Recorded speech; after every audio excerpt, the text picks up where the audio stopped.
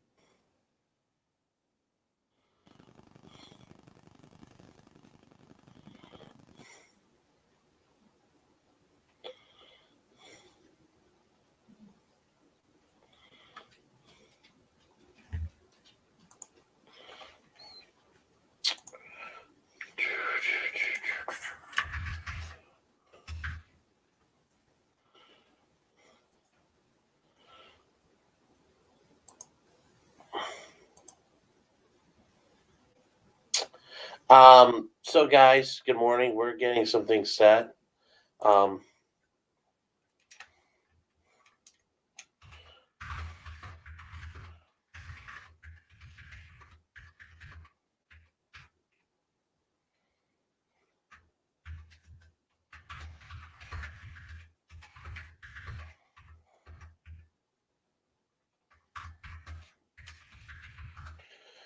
Morning, everybody. I thought we started at 9, so I apologize if they already got going.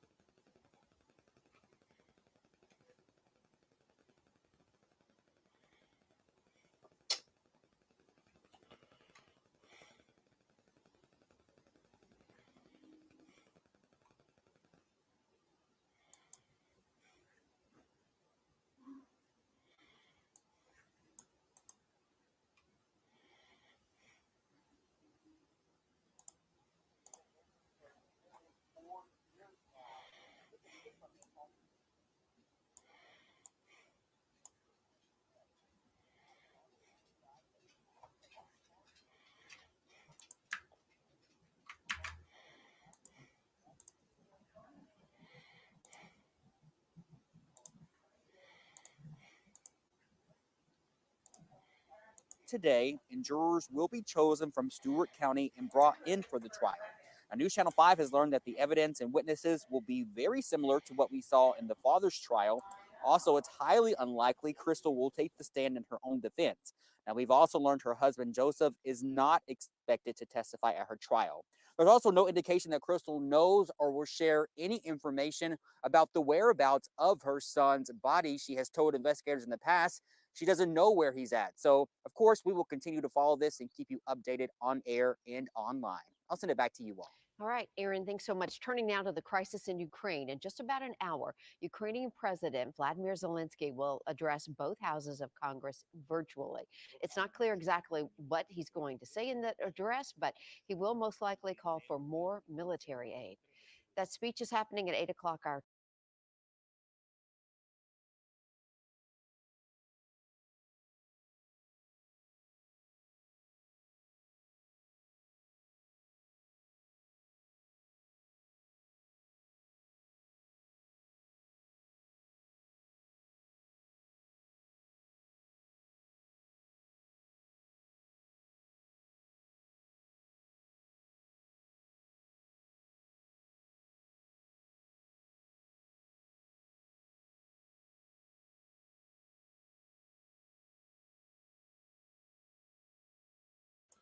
Sorry, guys. We are waiting for Judge Wolf to get things started, but just have to get it going.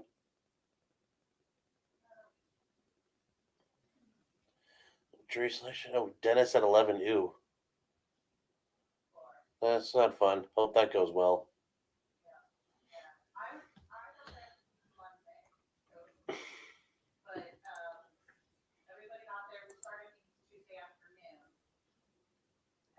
Yeah, Judge Wolf is still down, but I'll just put him up in the meantime.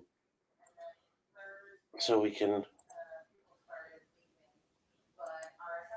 I will say I know his Green can, depending on what he's doing, it can be like a Zoom. So hopefully it's a little better than the other times I've watched it.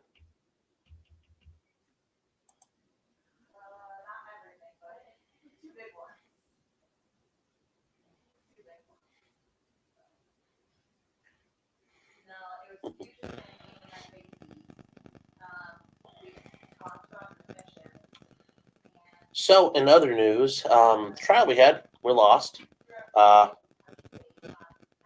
So, not a bad deal for me, but for my guy, it kind of sucks.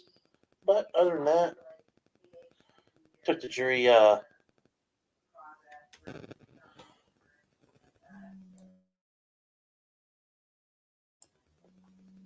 Took the jury 25 minutes to come back with a verdict, so it was a little embarrassing.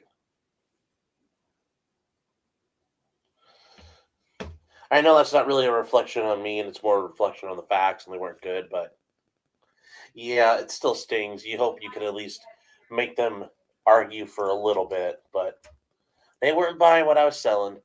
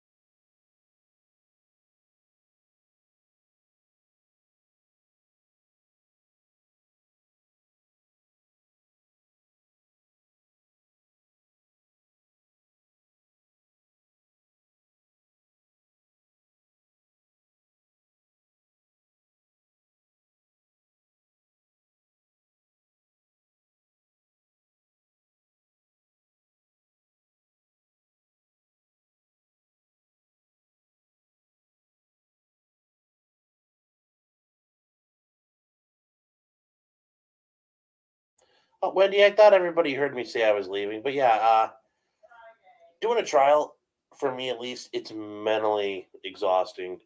Um, and yeah, that was been a long couple of days.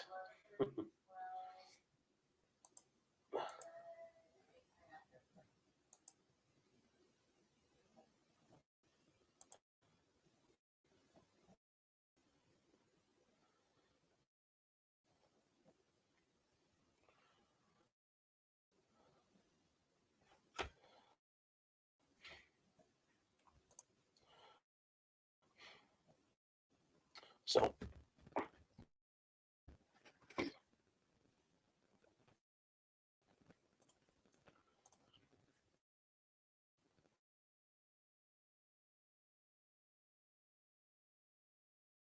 hmm.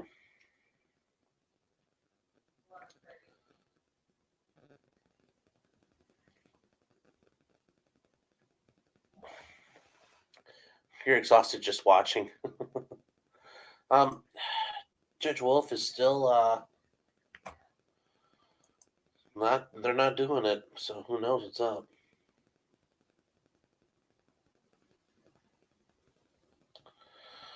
So still waiting. Still waiting. Um, hmm. Gonna answer an email real quick, guys, while we're waiting. So give me 1 second here.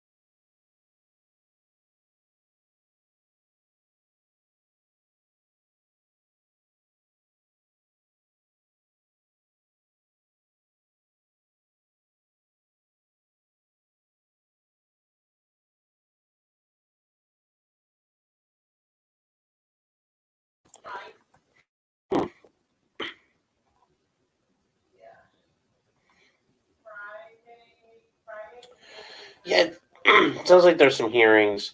So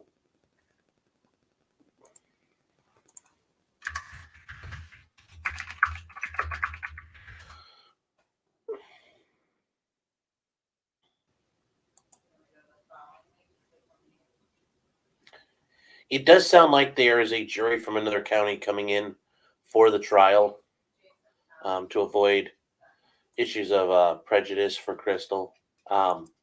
What I did read about this, it's most likely going to be pretty much the exact same evidence that we saw for the Joseph Daniels trial. So um, I think it'll be a little different though, because they're not proving everything that they had to prove for Joseph Daniels. So they might present it in a different way and maybe not as much, but I think we'll see a lot of things we just saw.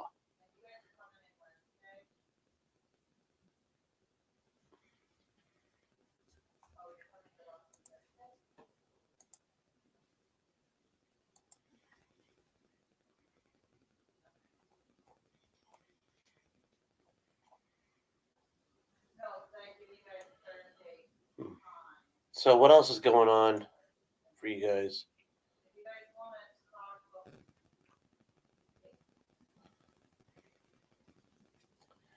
I mean, if they do a Saturday and Sunday, I would have to let this run because I do have scheduled things I'm doing, but I will I would just leave it running for you guys because I'll be in and out working on things.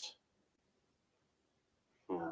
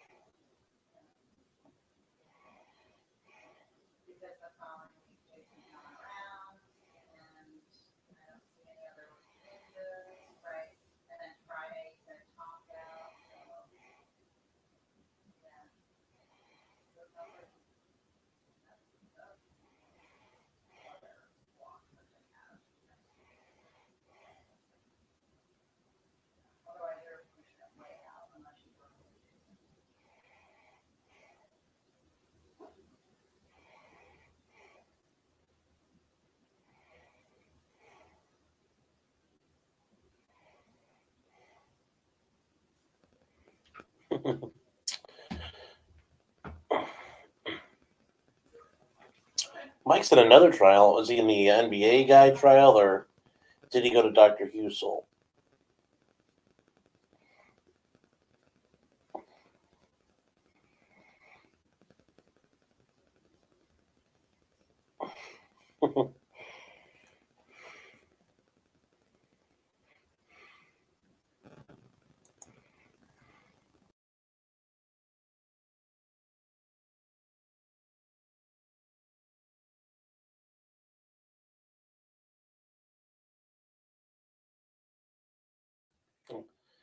Sorry, hit a refresh.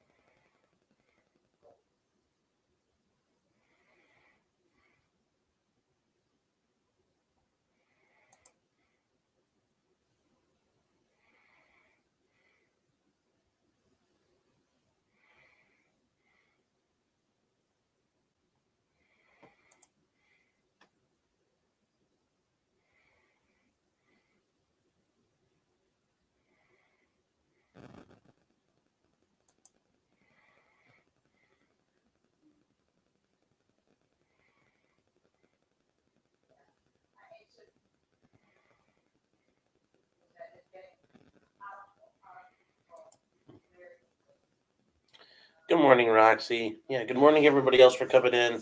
Chuck, good morning.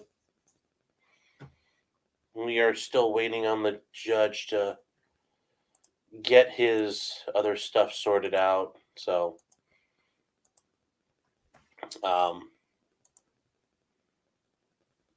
yep, still waiting.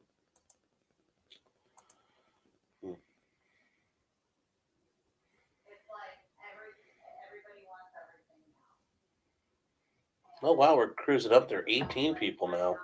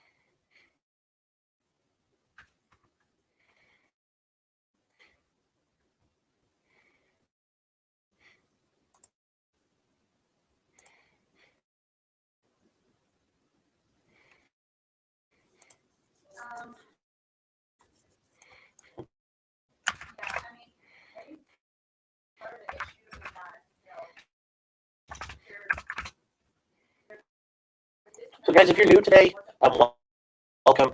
As potentially criminal, my name's Sean Martin. I'm an attorney. I'm an attorney licensed in the state of Ohio. I practice in the Cleveland area. Try to cover the trials, give some commentary, go along with it, watch it with you guys. Hopefully with minimal interruption, but just waiting for it to start. So, yeah, not a lot to talk about right this second. Oh, it's 1:21. Wow, we're getting there. Yeah.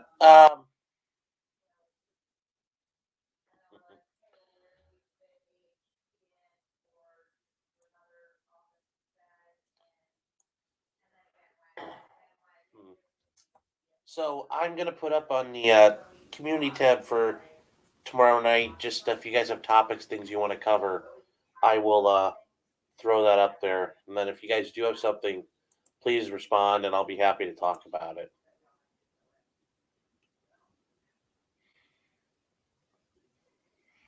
Oh, we actually have another example of something to talk about for. I know we talked about the war crimes issues, and I know you guys are very interested in that. And I'm being serious. I think some of you, actually, I think quite a few of you are interested in the idea of like, what are you legally allowed to do during a war, and can you be held liable for it? It's actually a guy on Twitter admitting that he committed perjury. I think it's very interesting. Also, apparently the Red Cross may have engaged in violating their neutrality. So we'll talk about that one. I just thought it'd be interesting to cover. Let me put this up.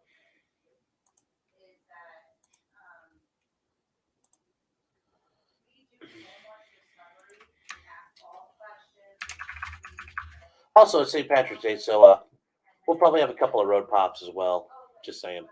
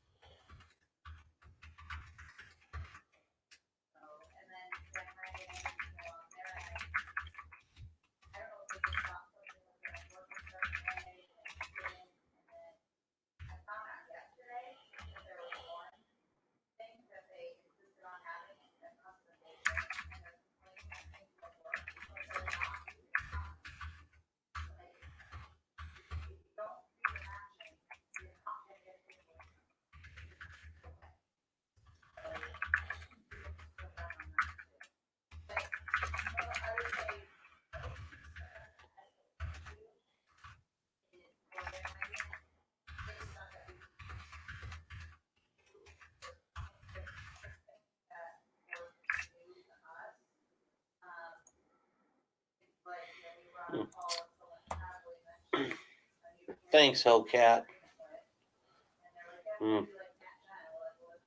Dressed as a leprechaun. Nope, but might get a little sideways there. Got a nice little stash of White Claw ready, so we'll be set.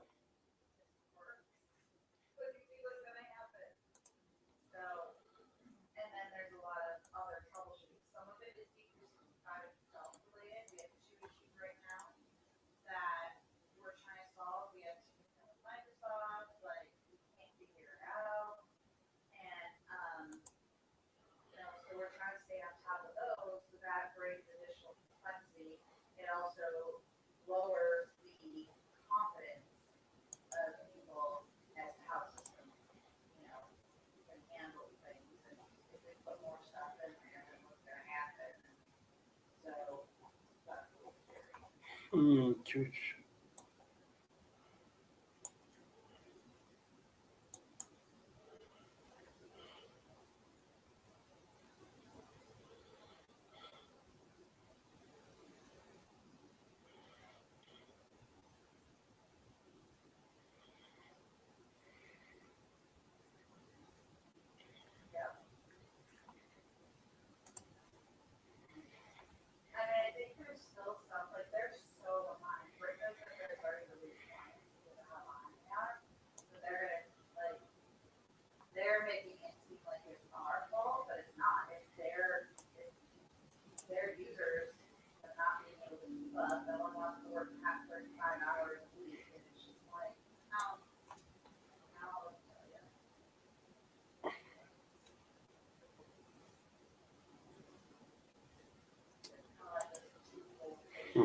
So what else, you guys? Let's see here.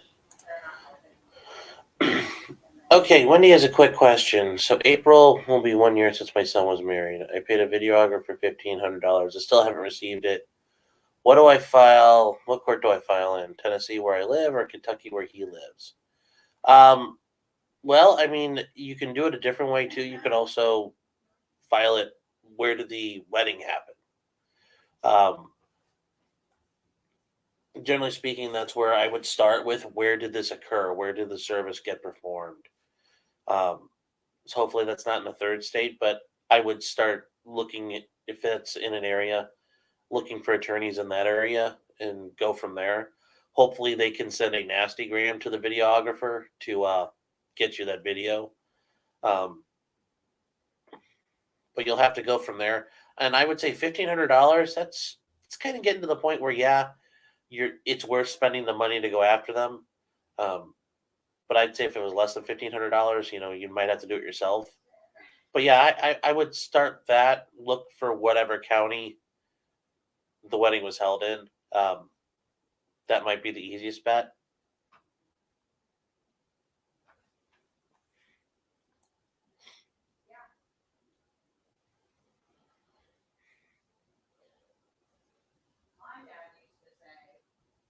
Sandy, don't worry about the throwback because it sounds like from what I was reading in the news, they expect much of the evidence to be the same. So we'll be watching it again together. So some of you guys, this will be the third time you've seen stuff presented.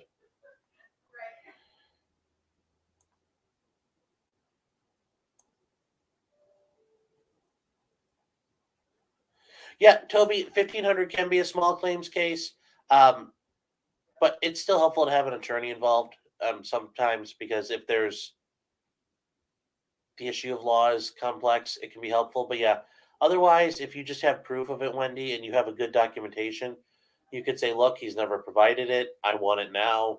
And yes, a year is more than enough time to wait. Uh, it's not like you're 3 months out demanding it. It's been a year. I think it should be done by now.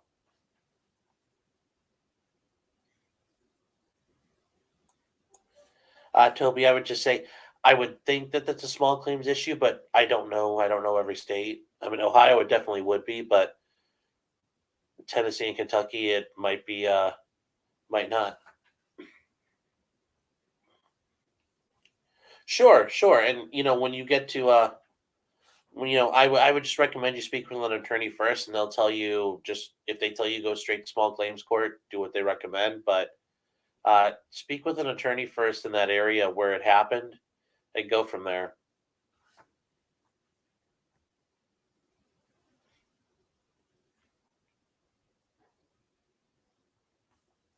So let's see.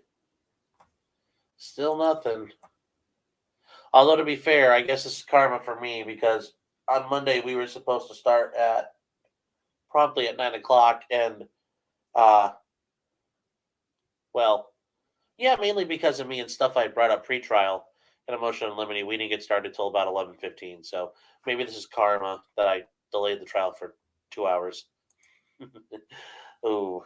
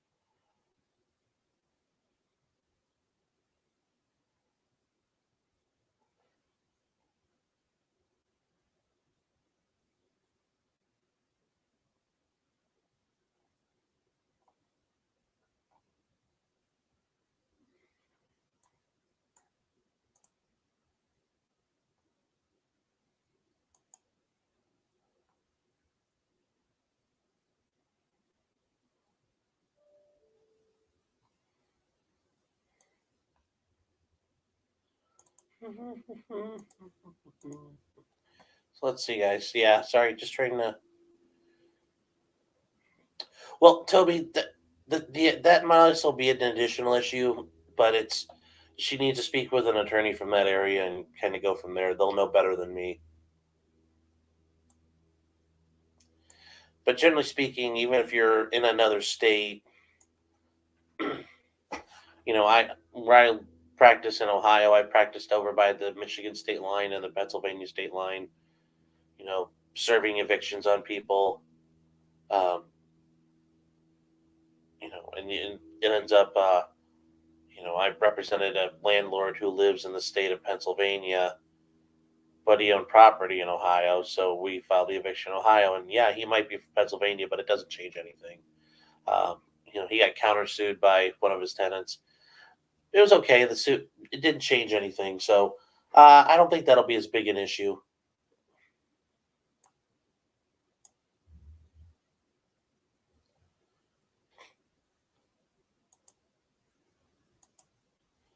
So let's see what else is going on today.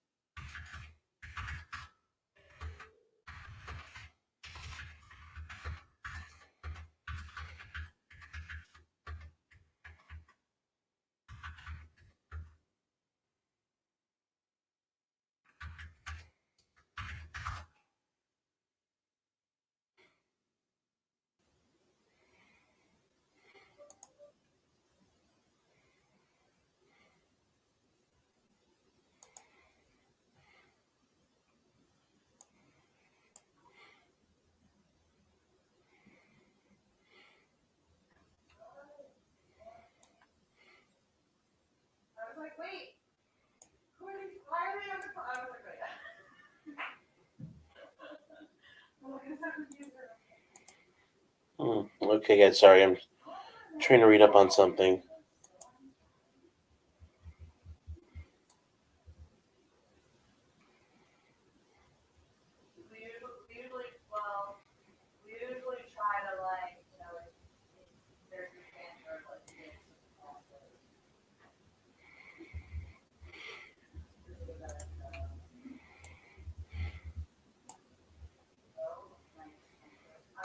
Let's see, what else are you guys doing? I'll finish with that this morning. Oh yeah, Critter, you get all your ducks back.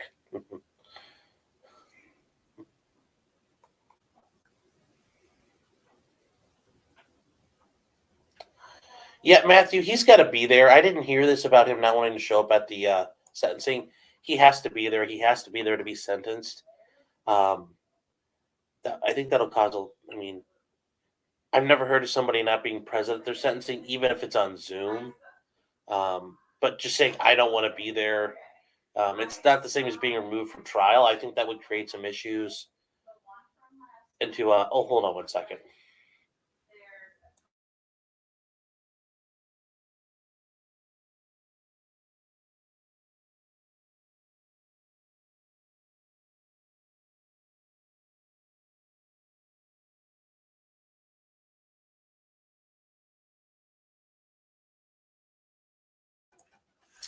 That would be, at least in Ohio, that'd be a very peculiar thing. The judge would have to want that person there to sentence them. They have the right to speak themselves. Uh, I think especially if Wisconsin has Marcy's law invoked, I think the victims would be able to raise objections under Marcy's law that they're not able to truly have their say and involvement. So I think that could be multiple ways to be a problem. And if I was a judge, I wouldn't want to have to redo the sentencing. So I would force him to be there. And besides, once it becomes sentencing, he can show up in a jumpsuit. He's not entitled to be there in a not entitled to be there in a suit. He can be there in leg irons and a jumpsuit from the prison. So there's no issue with that. They can just drag him out there if they have to. And if he won't shut up or if he's disruptive, they can gag him and make him sit there. But I think they at least would want to get him out there.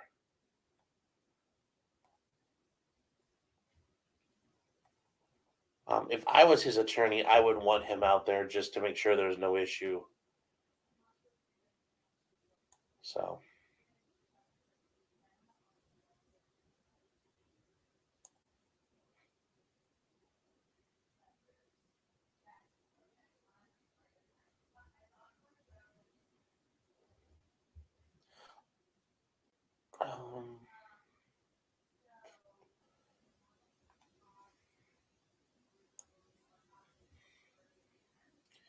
And I think he doesn't want to hear a victim impact statement from his brother. I mean, his brother might ask, like, how did they taste?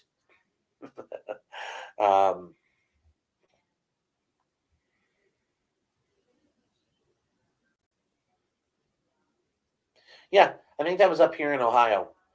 Yeah, if you were disruptive in court, the judge can do quite a few things to make you less disruptive. If you're a defendant, he can have you leave the courtroom.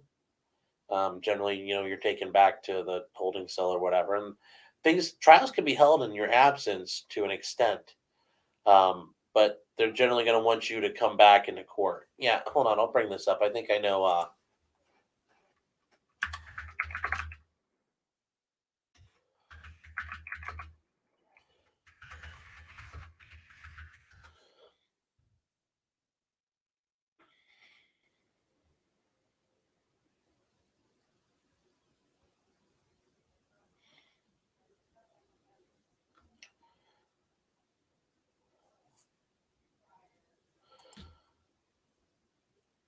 Okay, hold on here. Yeah, this happened locally, and this was a couple years ago, and I wasn't in the area then. We'll switch over to it. Looks like, guys, if Judge Wolf jumps in, start spamming in the comments, and I'll switch over. Hold on here. So yes, here we go. We'll cover this one. Talk about it. So this is in Kaya. What is it doing that for?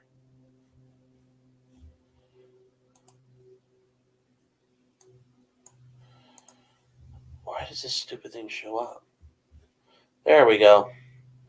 So, we'll see if we can zoom in on that.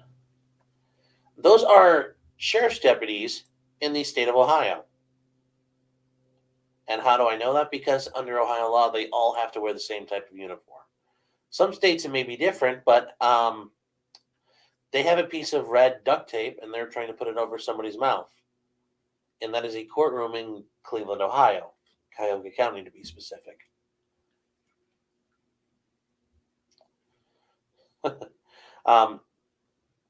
Yes, and it's Franklin Williams, and it's being ordered. Judge John Russo ordered that after he would not shut up in court. The judge said he ended up recusing himself from the sentencing. The judge ended up recusing himself, thinking, okay, I kind of went a bit far. But ultimately, the judge wasn't in a position to be reprimanded. I mean, he's allowed to control his court. 60 interruptions in 54 minutes. There were 3 armed robberies that had gone on in the area. So, and he, and I think the judge acted noble here. He believes that his job is to increase trust in the system. And he felt like he had breached that trust. And, maybe minds would disagree, but I really respect him for making such a decision, thinking, okay, wow, yeah, maybe I went too far, and I don't know if we can allow that going forward. So I think it was a pretty stand-up way to recuse himself, even if it wasn't necessary. But yeah, it's not uncommon. It's happened other places, but for me, that happened locally, and you can see them doing it.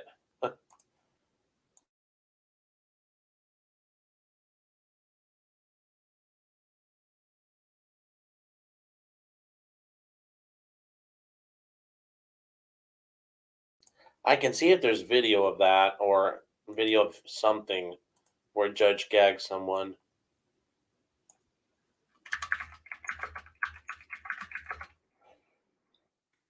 Yeah, here we go.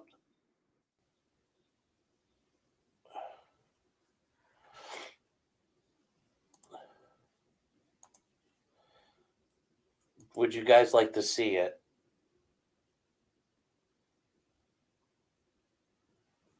So here we go.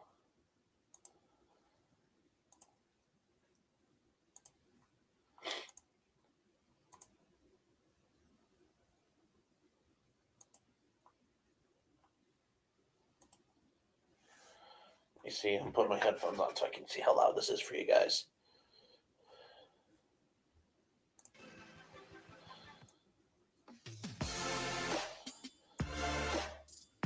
I just met this attorney the other day. That's fine. So And so here, yeah. So okay, I came and took my cell phones yesterday, and they came and took all my property out my cell today. Mr. Williams, I'm the judge in the matter. Shut your mouth, and I'll tell you when you can talk. You got it? It's the same rules we played by while we were here in trial. Every time we were here for a pretrial. So just follow the same rules. Fair enough?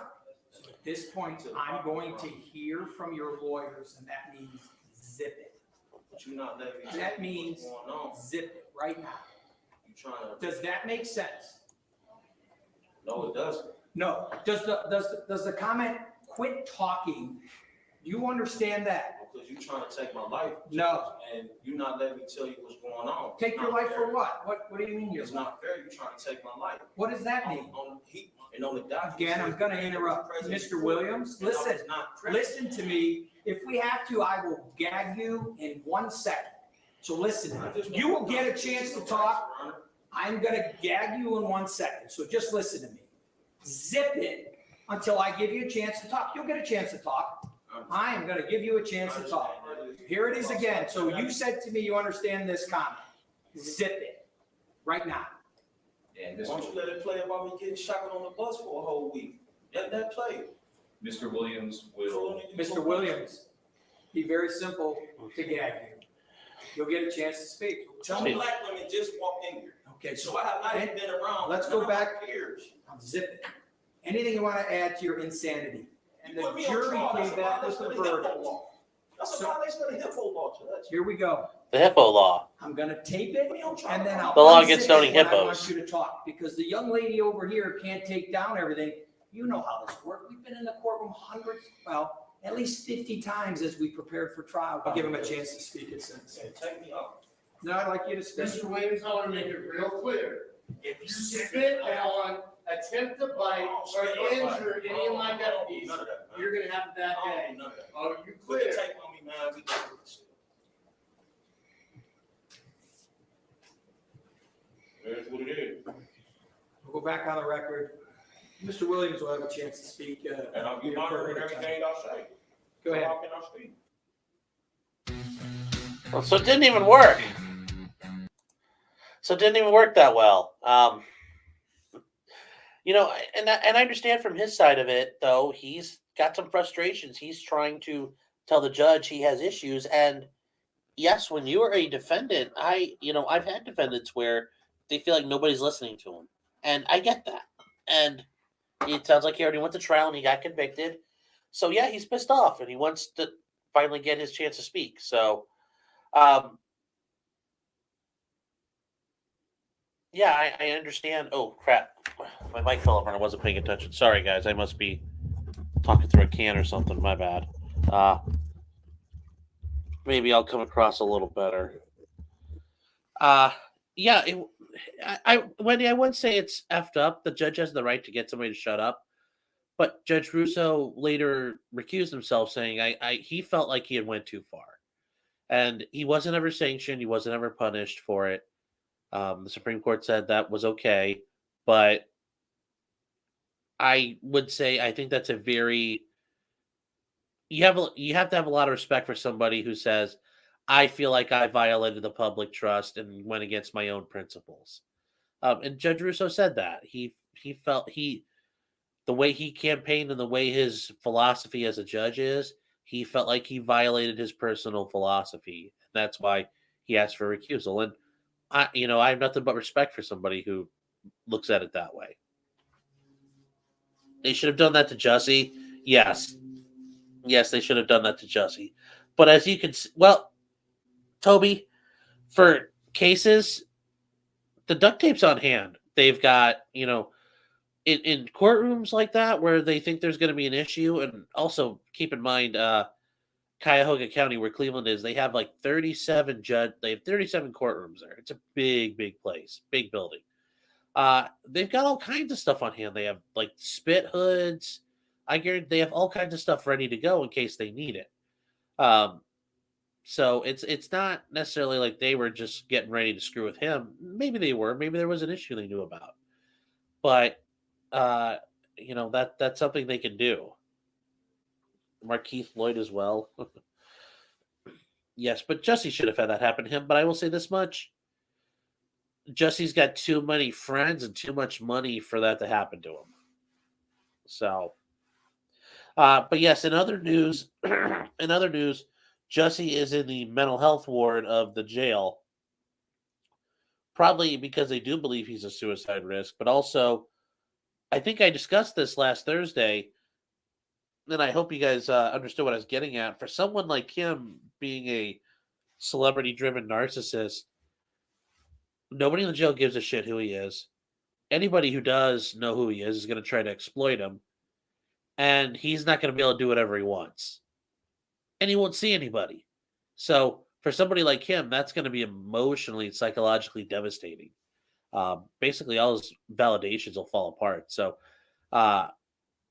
yeah, that makes sense. He's in the psych ward now. I can only imagine. Like I said, 150 days in jail will break somebody like him. He is soft mentally, and resiliency-wise. He is not meant for this, but You know, he played an adult game and he won an adult prize.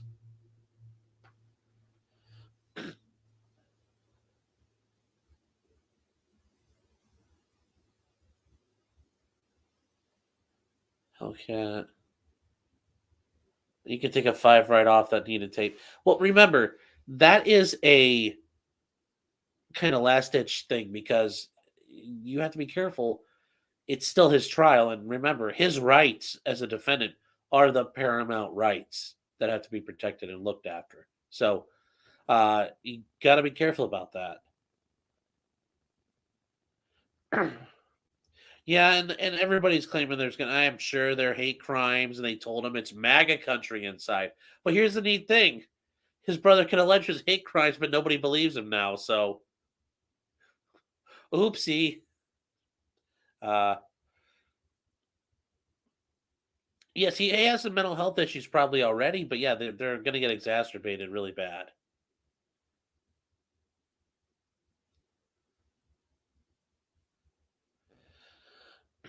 Well, Joe, I don't know if it was suicidal ideation, but it certainly evinces somebody who's in mental distress. And whether or not in crisis right that second, or they've got an underlying situation that's brewing, it's not good. Well, looking at what he did, a lot of people will fake crimes who aren't mental. So, oh, did I get a phone? Did somebody try to call me?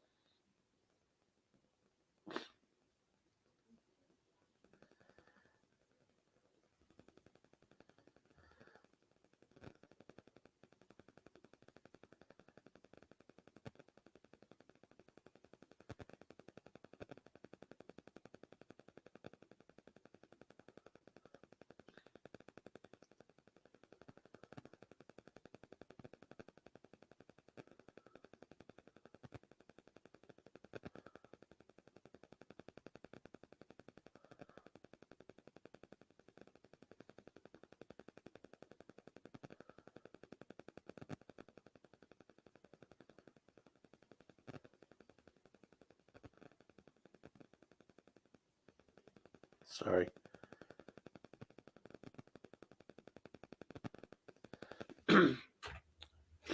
Is this frozen? Hi, Catherine. You mean like, are you talking about like, do we need to,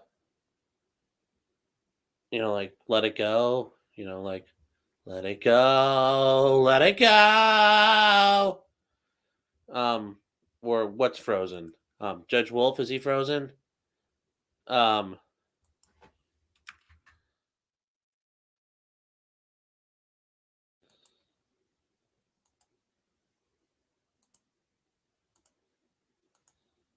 I'm sorry about that, guys. I probably hit the high end of my mic or your registers at that point. um, well,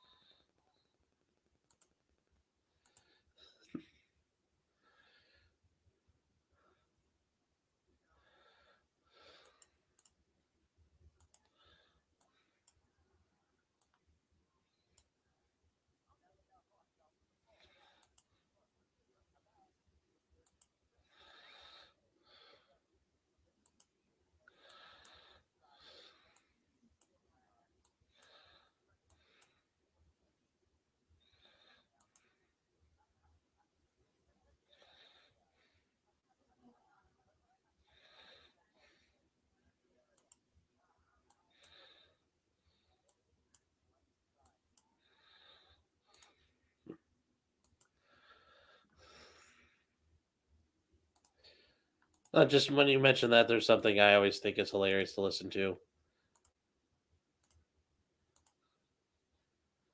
So the guy sitting here with Conan. So the guy sitting with Conan O'Brien Tank Azaria, the guy who voices Chief Wiggum on The Simpsons. Of all the voices you did that in those 3 bull shows, which one consistently got the biggest reaction, do you think? Probably, to my surprise, Chief Wiggum singing "Let It Go" from Frozen. Can we have a second of it? Is that all right? Let it go, let it go. The premise was that,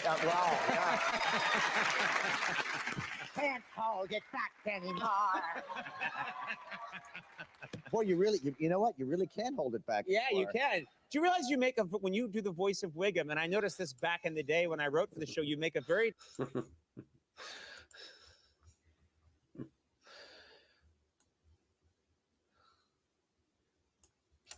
Is this going to show jury selection? Don't know. I would think so, and it sounds like hi, Clint. I don't know if I've seen you before, but welcome. Like and subscribe if you like listening to me spaz out while we're waiting for stuff to happen. Megs, hi. Looks like you might be new. If you've been here before, I apologize. Just worked overnight at the prison. Well, it's kind of the other end of this. The other end of this spectrum. Matthew, the cat is searching for the other cats you just heard fighting. I make no warranties about my singing ability, especially when my voice is a little wore out.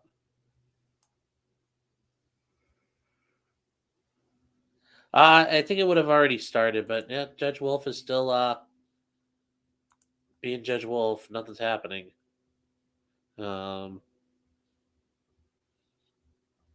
So.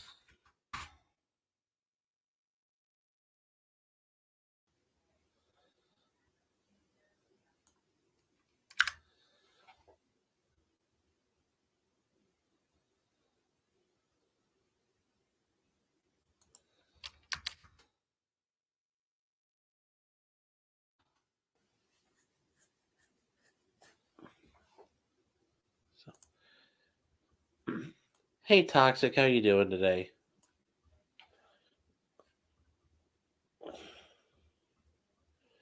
When he was... Oh, okay. Sorry, I was reading that. I was like, oh, wow, cool if you're going on there. That's actually not a bad, Lori, going on Judge Judy, because, hey, people get paid. It's a good way to make money.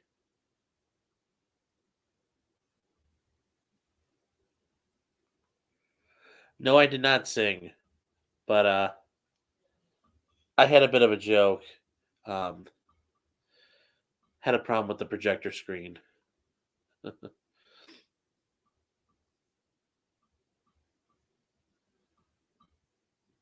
Are you at Dannemora, Megs? Because I know that's like the big one where all the guys escaped.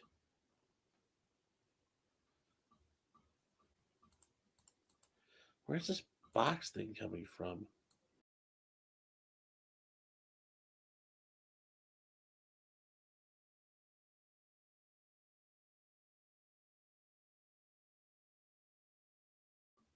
So I'm sorry, I'm trying to read here. Yeah. Megs, you work at Dannemora. Let's see here. Okay, hold on, guys. Okay, let me see here. Is he not in a different courtroom for this trial, another county? No, the way I understood it, they were bringing jurors from another county to his courtroom. They mentioned Stewart County, the jurors were coming from. So the way I understood it, the jurors were coming in from somewhere else. So I don't think, even if they did, God forbid, at least we're not missing. We're missing jury selection. That is not the end of the world. So let's see here.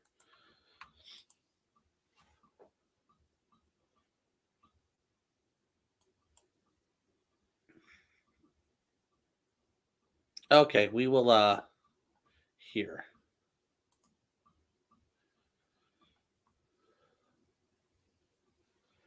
We'll read the article real quick. Billy Turner. Hi, Kevin. How you doing? Thanks for stopping by. So, haha, Dixon County, Dick. Anyways, there's the lovely Crystal. You know, you piece of shit for murdering your kid. But jury selection slated to begin Wednesday morning, and she faces charges of aggravated child neglect or endangerment connected to the disappearance of her son, Joe Clyde, in 2018. The child's father was convicted of murdering the five. Okay, sorry, guys. Spoiler alert if you didn't know. Joseph Daniels was found guilty of murdering Joe Clyde, and, you know, he had been convicted of all that. So, you know, they searched for the body of this kid and they could never find him. And the body has not been recovered even now. Basically, she's accused of helping him cover things up and allowing it to happen. And they're going to be bringing in doubling the amount of jurors possible. And that's a good idea because you want to make sure you get this done.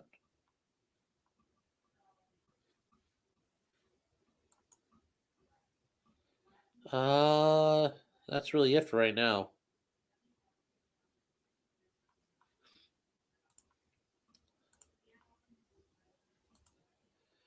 Any thoughts on the Billy Turner trial?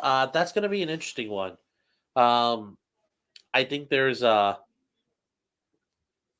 think it's very weird, especially like the dispatcher didn't mention like hearing gunshots or a possible murder for like a week, and that's going to screw with the case a lot. I think there's going to be other, you know, and as much as I know people on here that listen to me don't necessarily like some of the, you know, don't like listening to Nick Recated because a lot of the talking and whatnot during the trial.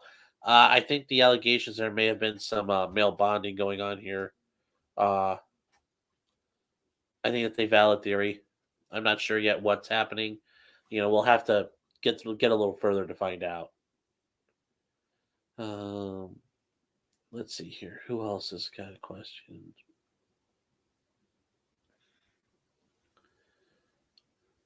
Could there be charges if guy committed suicide because of all this? We'll never know why he did. Clint, are you talking about, you know, is this being charged as a murder, but this guy could have committed suicide? If you can, like, can you ask another question or clarify that? Because I'm not sure which case we're talking about. Yeah, Little Miss, like you said, you can still be arguing with attorneys. Like I said, I did that Monday morning for 2 hours arguing over a couple of points of law and some evidence that was presented at the last minute, and that soaked up 2 hours. So, could very easily be me getting karma here.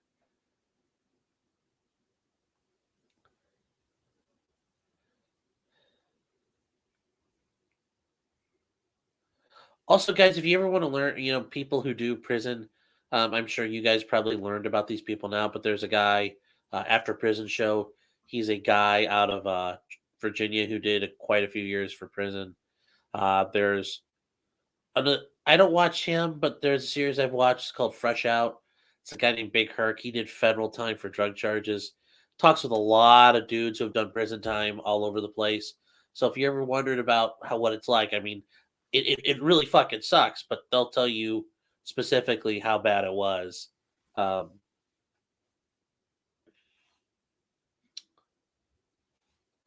Let's see here.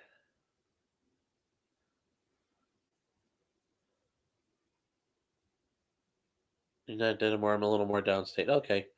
Well, the only other thing, like, is Sing Sing us? You said you're at a max, isn't? Well, Sing Sing does women too, I assume, right? Sorry, I'm catching up. I got to read back through all these.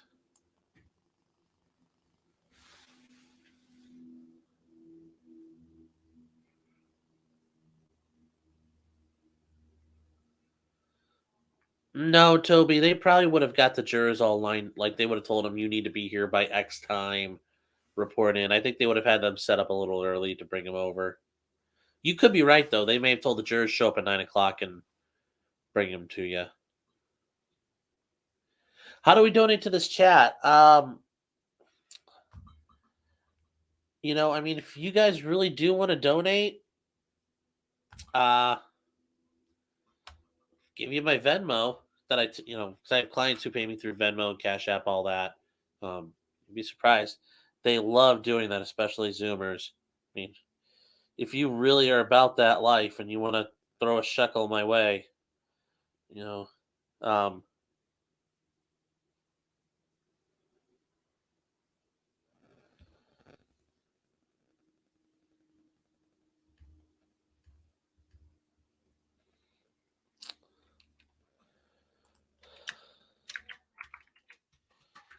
a little. I don't. You know what? If YouTube's got a problem with this, fuck it, I guess. But don't care. They won't let me have super chats or that juicy Raid Shadow Legends money yet. So, here's my Venmo that I use. You want to send something? Sure, would appreciate it. No obligation by anybody. Well, Lori, why? Boy thing to say, dick and giggle. Why not? I said it again. I will say goodbye for now. Okay, Toby, have a nice day. We'll see you back later.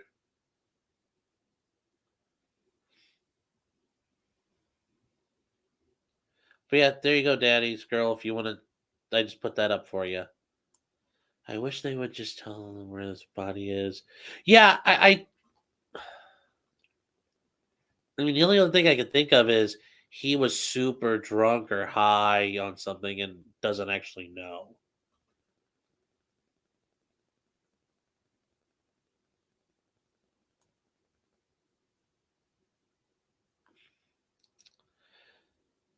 Yeah, and Megs, that's the weird thing about trials. Sometimes such weird ass stuff happens. I mean, I'll use my case for example. I learned yesterday morning, right before trial started, that the victim was going to tell the world for the first time ever that my client apparently admitted to using the knife that he had and basically slashing up the other victim, and he threw the knife in the woods. He got rid of the knife, and this is for an incident that happened a year ago, and in this intervening year, at one point he said it, and she never felt compelled to go to the police with this information. And they probably could have found the weapon. So yeah, people do weird stuff, like in this case. And a criminal allegedly admitting to committing the crime and telling you where he put the weapon, and this lady didn't go to the police with it. It was very weird, and I brought that up in court, and she didn't really have a good answer. But that wasn't enough to change the tide ultimately either. Yes, was Crystal's little boy autistic? Yes, he was. I don't know to the where on the spectrum he was, but from what I understand, he was on the spectrum.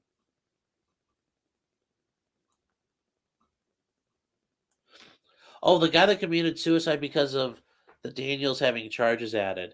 Um, I'm not sure who committed suicide, but um, unless you're making a person commit suicide, I don't think that you're gonna even come close to getting charged with anything. If somebody commits suicide out of the pain and anguish, that's a little too foreseeable. Like that's not foreseeable of your actions. That's a person taking an independent action on their own. Um, Now, could that be something at a sentencing the judge could say, "Look, you've caused so much harm and pain." Sure, but charging somebody for someone else committing suicide, I think, is a bit much. You have agency over your own actions.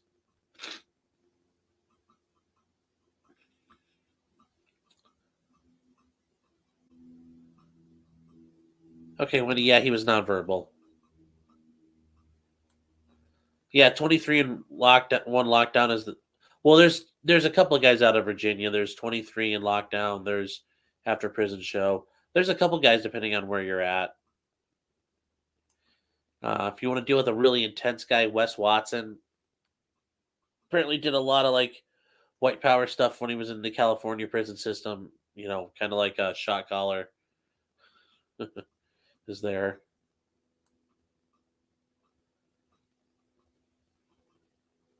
Insanely confused. They are going to Stewart County to select a jury, and then we'll go home and then come to Charlotte. Will they be put in a hotel? Oh, okay. I mean that could very well be.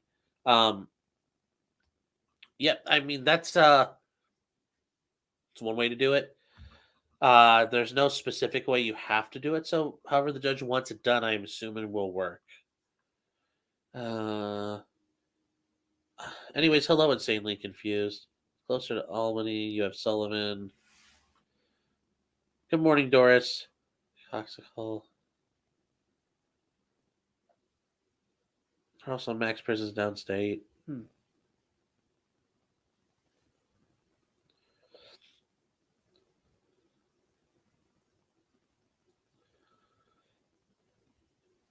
Yeah, little miss, I get that, but at this point, he's already been convicted of murder, so they can't convict him of worse. He's already been convicted. It's done. So they can't do the death penalty or anything at this point. He's already. Yeah, Daniel McCormick's the guy. Okay, I was googling that just now. I saw that. Yeah, that's rough, but yeah, that's not. They aren't going to be able to hold him for that. Will they be able to use his testimony from the father's trial in this one? When you get to witnesses who aren't unavailable, why are they unavailable? And yeah, the fact they're dead can be used.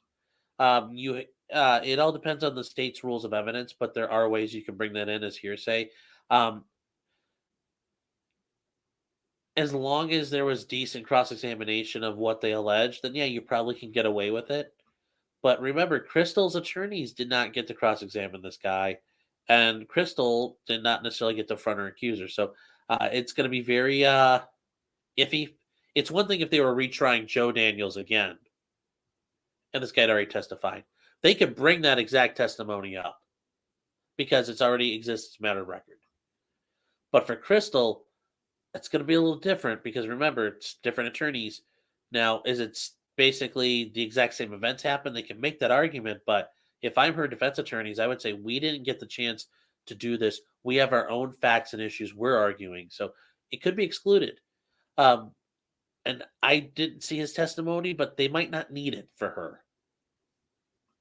Because remember, the issue is that she covered it up, not that she did it. So it's the same evidence, but you have to present it in a different light.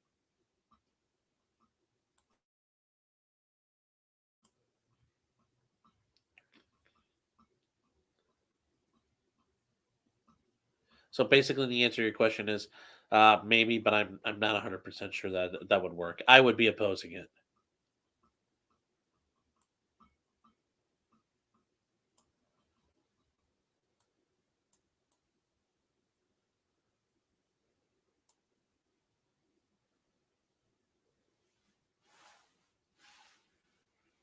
He might have committed suicide because of the trial, or he may have been suicidal to start with, and things weren't going well. Oh yeah, little miss, I agree, I agree. I wasn't trying to pick on you. I was just you made a point, and I thought it was worth commenting on.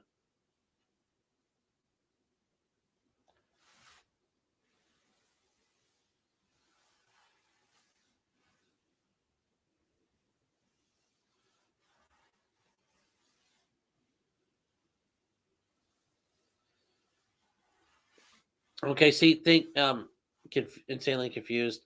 I appreciate you having that depth of knowledge there.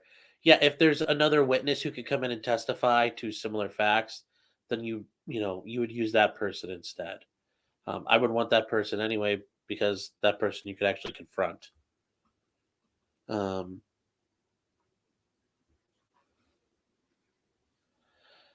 there's a possibility it would never have happened if they put supports in place.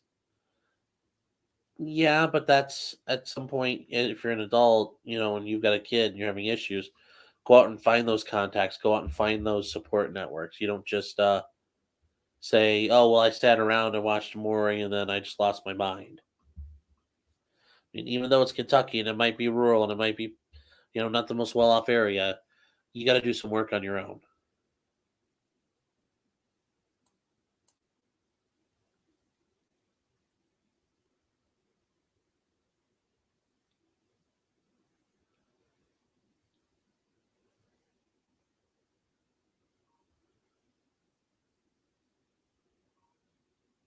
Well, 35 people. Well, welcome everybody. Yeah, we're still messing around. So let's see what happens with Judge Wolf. We're still having a smoking a joke.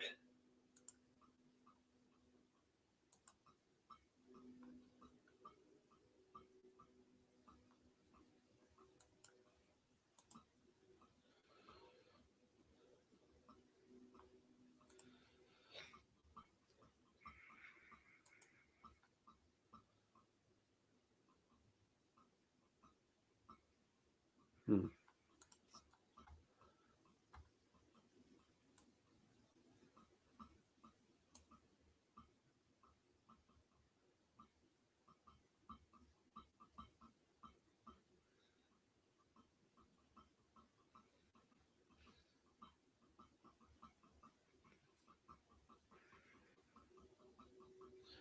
Well, all right, guys. I'm gonna take a break for a minute. I'm gonna go.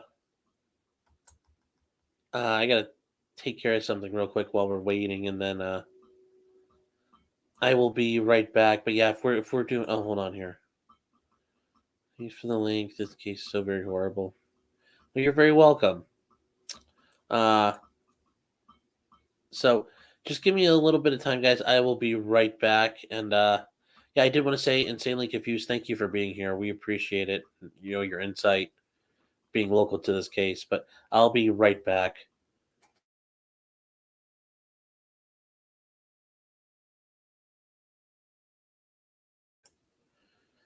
Find something to run for you guys for 1 second.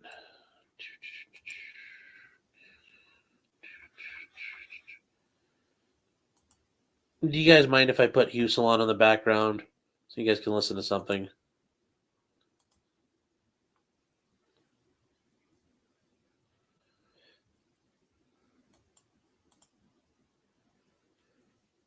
I'm just kidding. I wouldn't do that to you guys.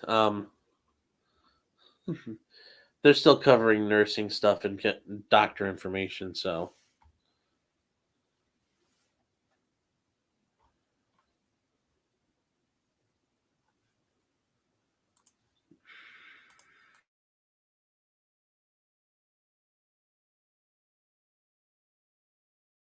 Oh no, no, I'm not. Oh, Toby, I'm not leaving.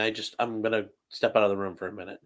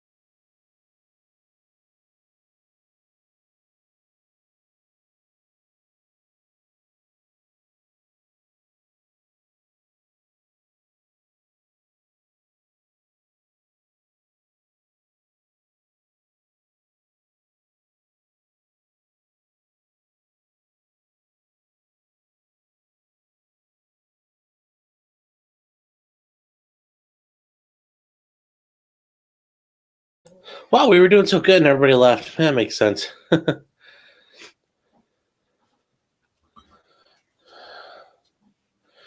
So, guys, while we're waiting, do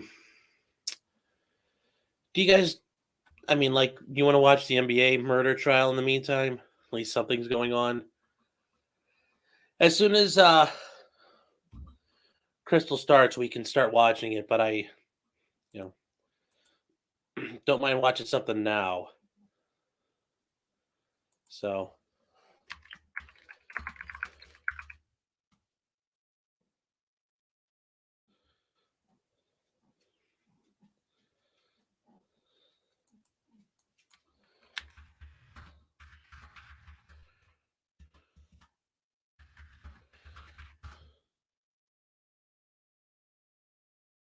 hmm.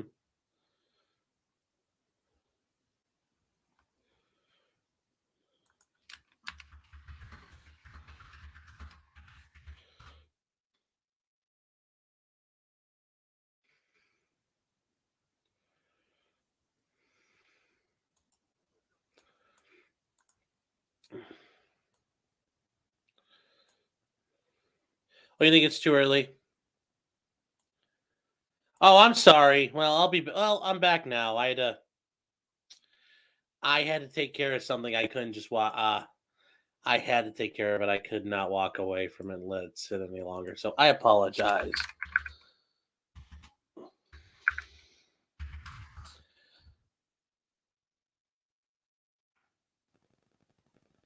So,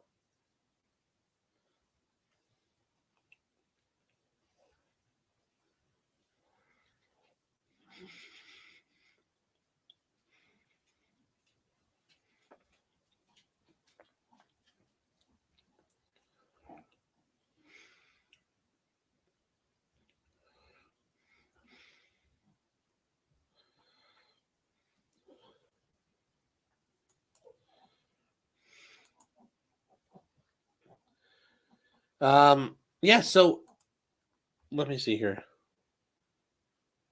No, I appreciate that, Wendy. I will keep working on staying here on screen for everybody.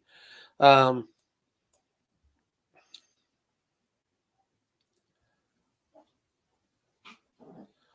want to hear the thoughts of a great defense. Oh, it's Peter Trios. Fuck you.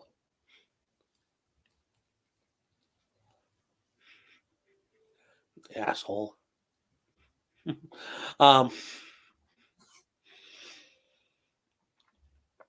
Yeah, that's the way we understood it, that he peed on the floor and that then Joseph Daniels lost his shit and started beating him.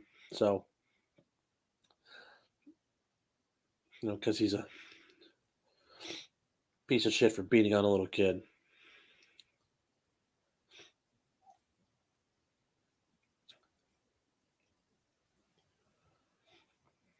We can watch one of the motion hearings. Sure, we can go back and try to pull something up. Let's see what's there. Let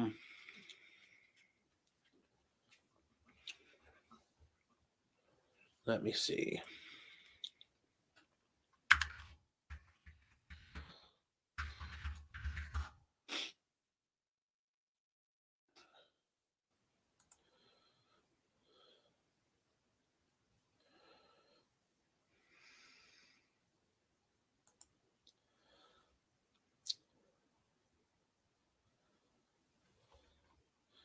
Not gonna lie, but like the pictures of Crystal when she's got her like blonde hair and it looks kind of short, she kind of looks like a 12-year-old boy.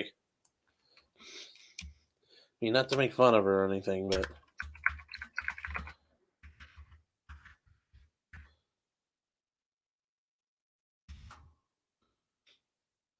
some of you are thinking like, well, you should talk. Yeah, well, okay, there's a Crystal Daniels hearing we can look at. Oh, it's just her arraignment. Nah. Trying to find something good, guys. Hold on.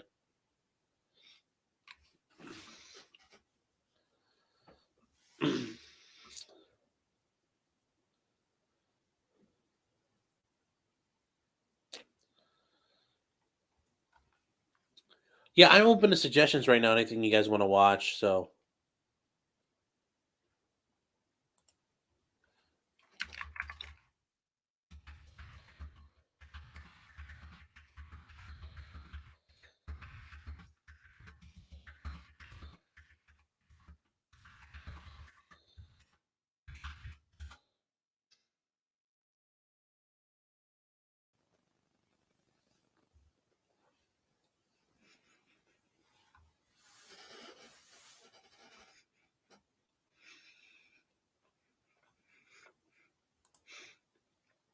let's see here. Good hearings to watch. What's live on Raw and Crime right now?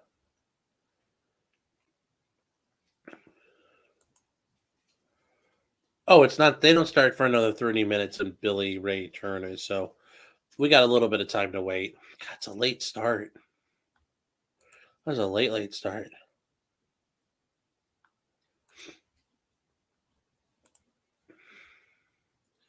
Yeah, I assume you guys don't want to watch Dr. Husel, but I can put it up in the background and we can just talk till Billy Ray Turner starts. There's nothing else I could see.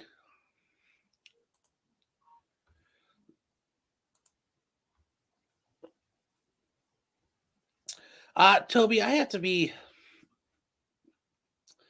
I want to save those because I'd like to talk about some of those things, but I kind of want to save them, and I need to make sure I get everything organized in a way that makes sense, but also that I make sure I protect any information there because there's still clients I've dealt with and things that have happened, so I need to kind of sit through and make sure I don't ruin anything or violate any privilege.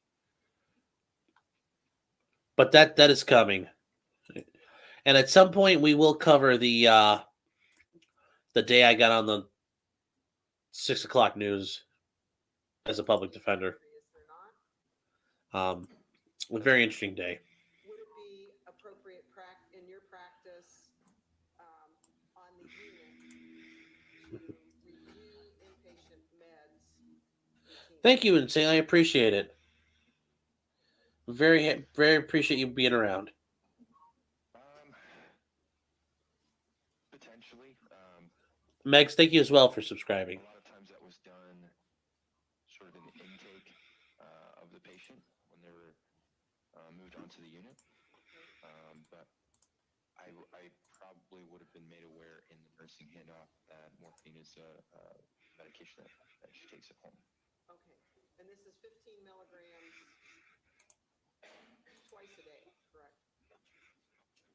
It's sort of an extended release, sort of, okay. I believe. Okay. And would it be appropriate for all of the medical professionals on unit to take a look at this before ordering further opioids?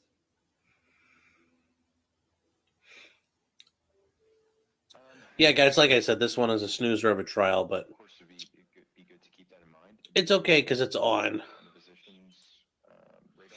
Okay, thank you.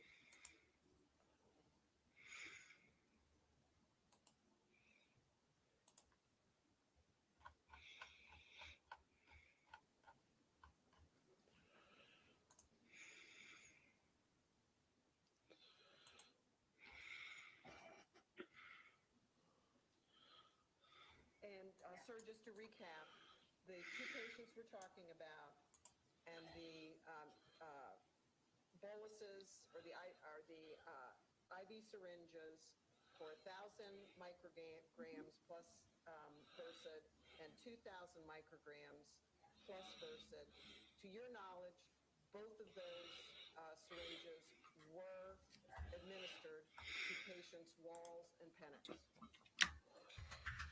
Yes, ma'am. Each 1,000 walls, 2,000 penems. Correct. Yes. Okay, thank you. I have no further questions.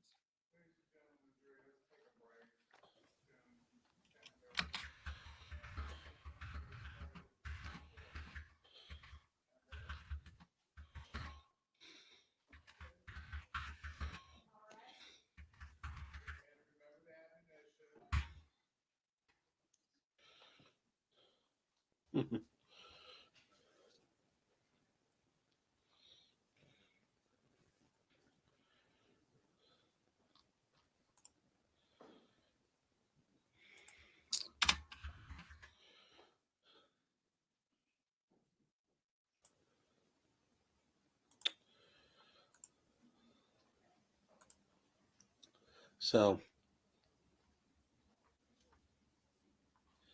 oh, hold on here. What?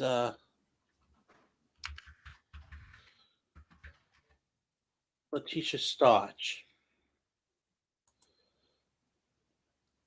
She's the one out in Colorado, I think, right? If I'm thinking correctly. Yeah, and she did. I think she murdered a kid. Excuse me. You let me see what happened with her. Let me see here.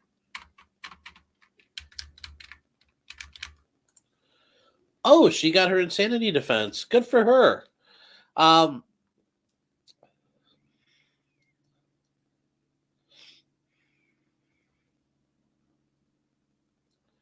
So let's see here. Okay.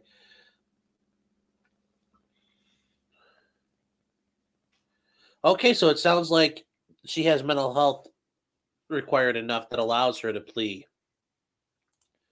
So just because you can plea insanity does not mean you will get the insanity defense. That just means that a doctor could come in and say, yes, I think she's crazy. And at the time, she was crazy. But the jury doesn't have to buy that, because what's likely going to happen is the prosecutors will have their own doctor to come in and say, no, she wasn't crazy at the time at all.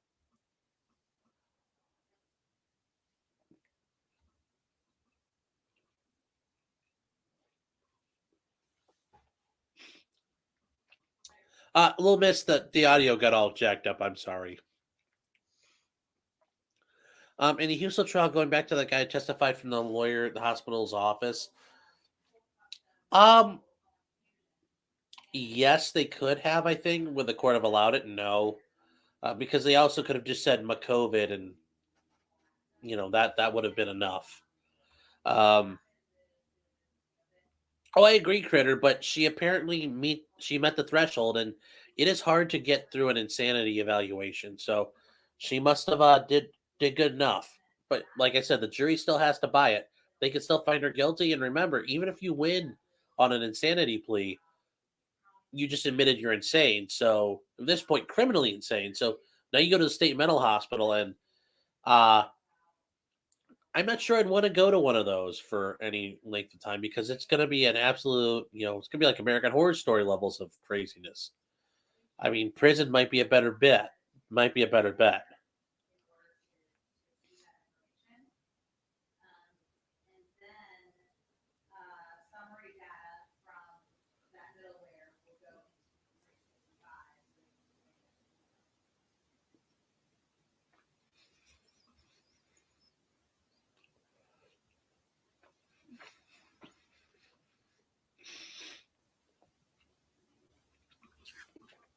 And Megs, that may be the case, but she fooled the doctors for right now. So for right now, she could be. No, Mike, we're talking about a different case. Different case.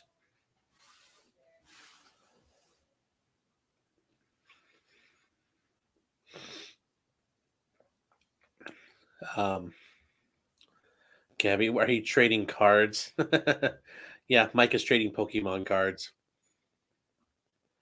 I know that there was a question about that. So.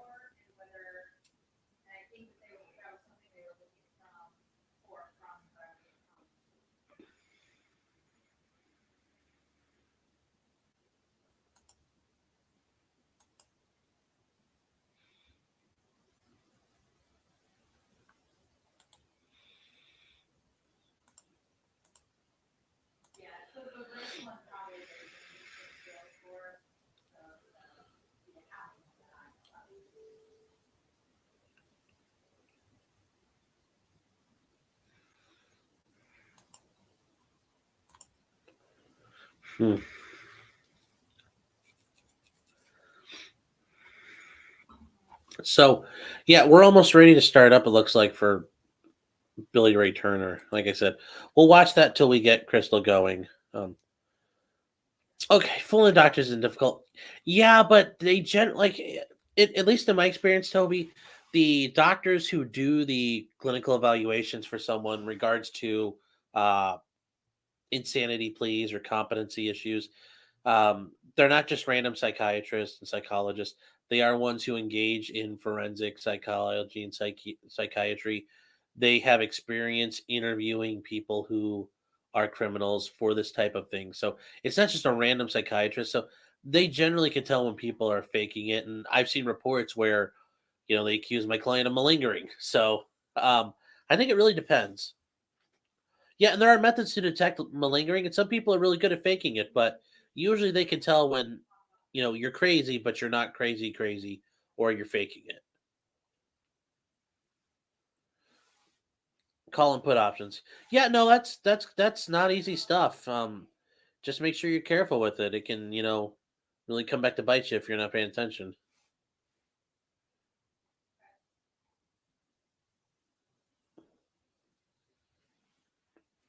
And remember, just because we all may agree somebody's crazy, they're not criminally insane. That is such a high standard.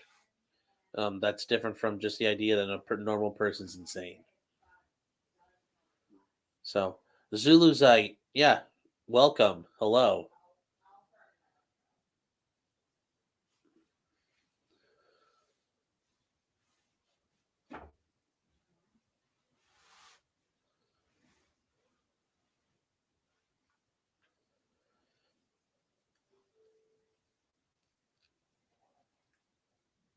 Oof. Wow, Mike. Yeah. Hope you get it back.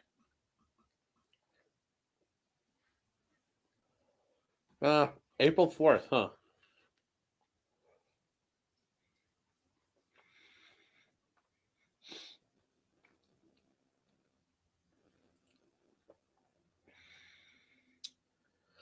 What do I have April 4th? Let me see my calendar.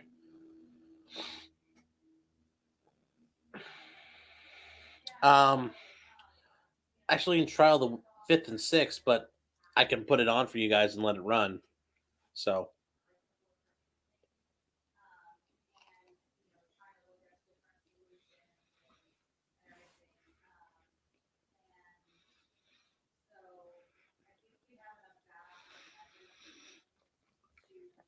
Oh, Lisa Boone, Mike. Yeah, the lady who left them suffocate in the suitcase. Yeah, she's a narcissist, but remember, did she commit murder there? And I don't think she did. She may be a garbage human being, but I don't think that lady killed him because remember, he put himself in there. Just finishing up my toast, by the way.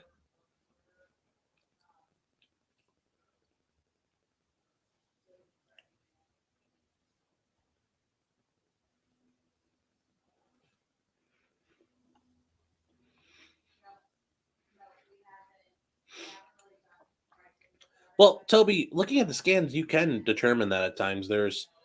Things are better and better nowadays about what you can identify and how it looks from a scan. But he was still convicted, so it didn't really help him too much.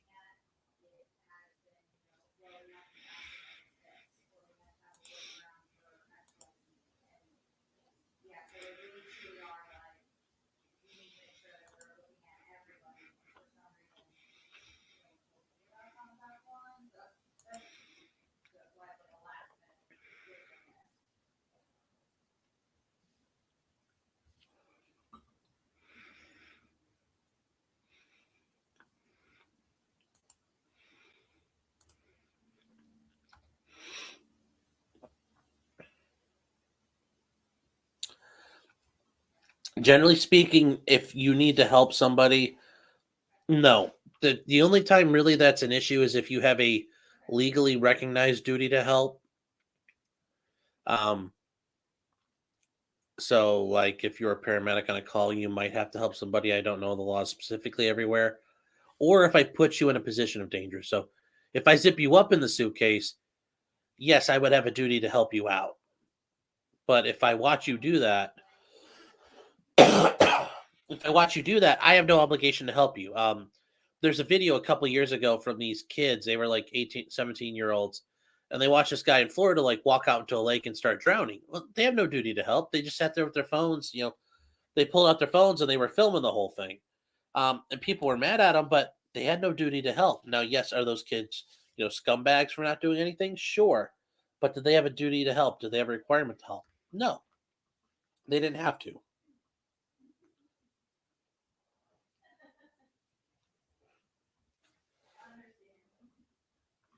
Oh, and seeing you're going to the courthouse? Okay, well then you'll be a good way for us to know when it's happening.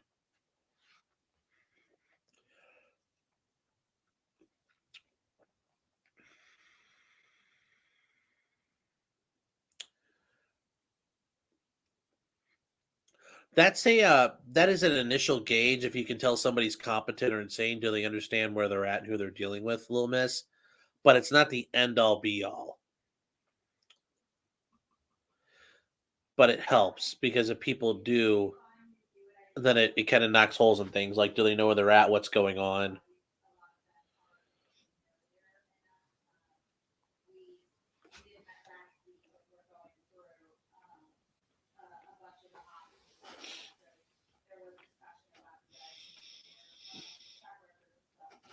Yes, Toby, there are good Samaritan laws, but those laws are meant to do if you help.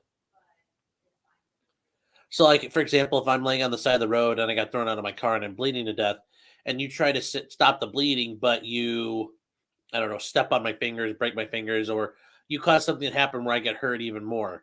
As long as it was reasonable for you to try to help, I can't sue you for hurting me. That's a good Samaritan law. You are never obligated to help if you aren't the cause of what happened. Now,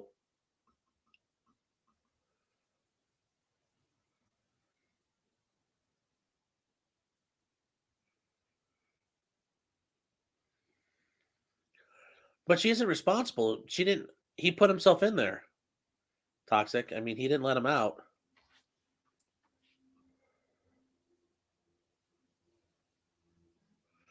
My first cherished friend. um,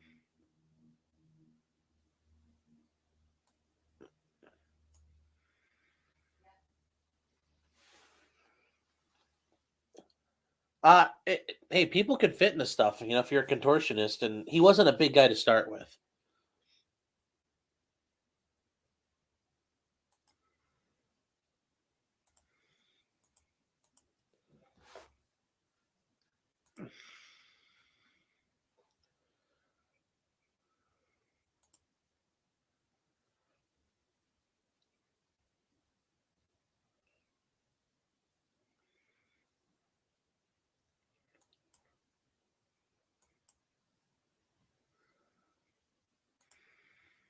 Yeah, he was a very skinny guy.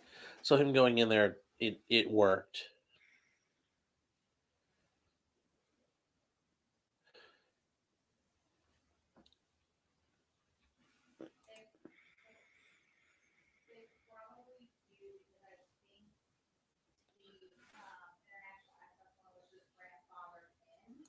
So let's see what Judge Wolf is up to.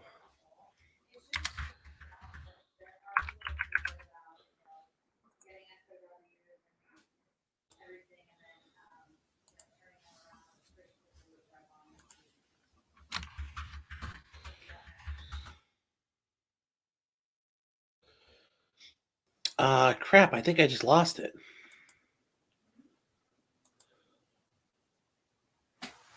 Uh-oh, SpaghettiOs.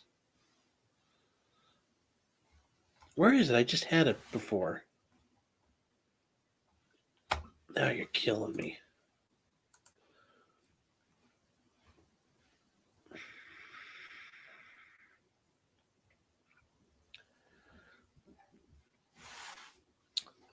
Let's see, what else? What else are we talking about right now?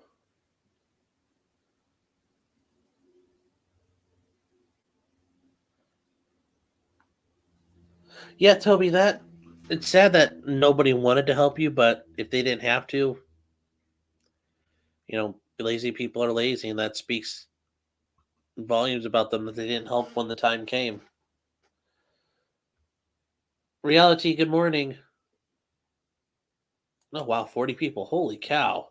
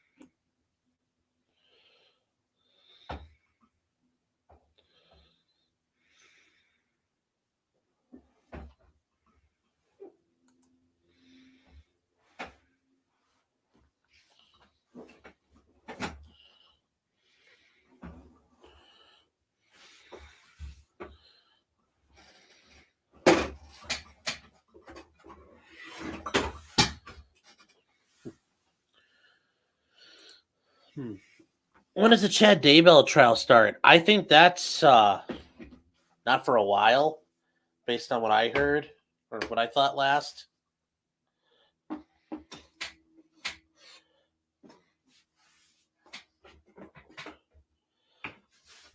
Way off topic, but yes, David, I agree, and also welcome aboard.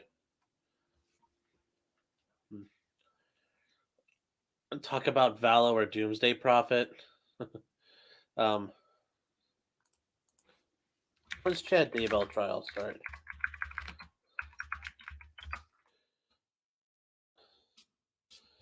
Yeah, Chad and Lori are both starting in January of next year, so no time soon.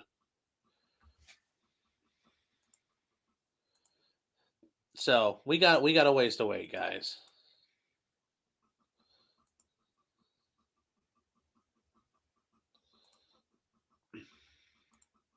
So got a long time. Thanks, I appreciate that.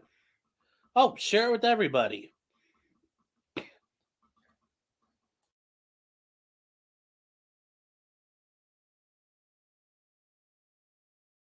You guys are welcome to like, dislike, share, not share. I really hope you don't do that stuff. I hope you share and like it, but you guys can do whatever you want. It is a free country.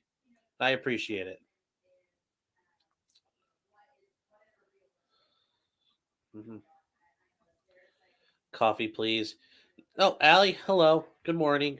Yeah, I probably need some coffee too.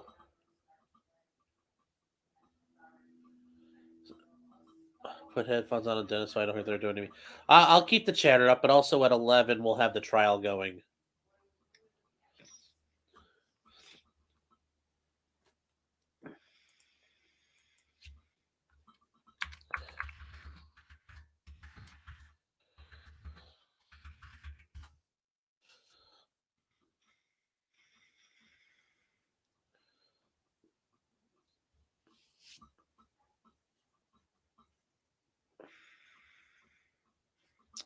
So,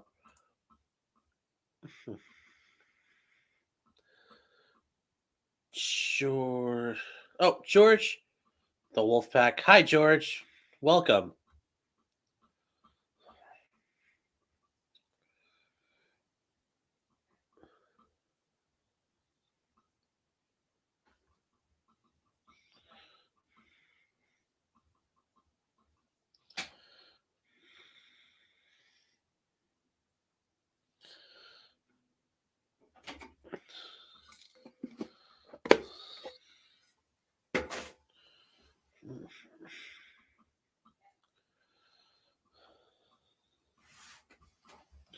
Yeah, wow.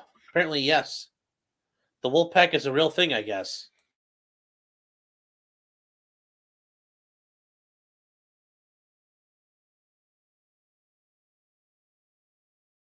I heard somebody outside on my street seeing what's going on.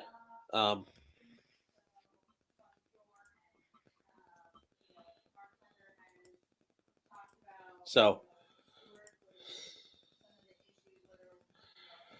here I'm on husband's iPad. Comes up as Clint Badang.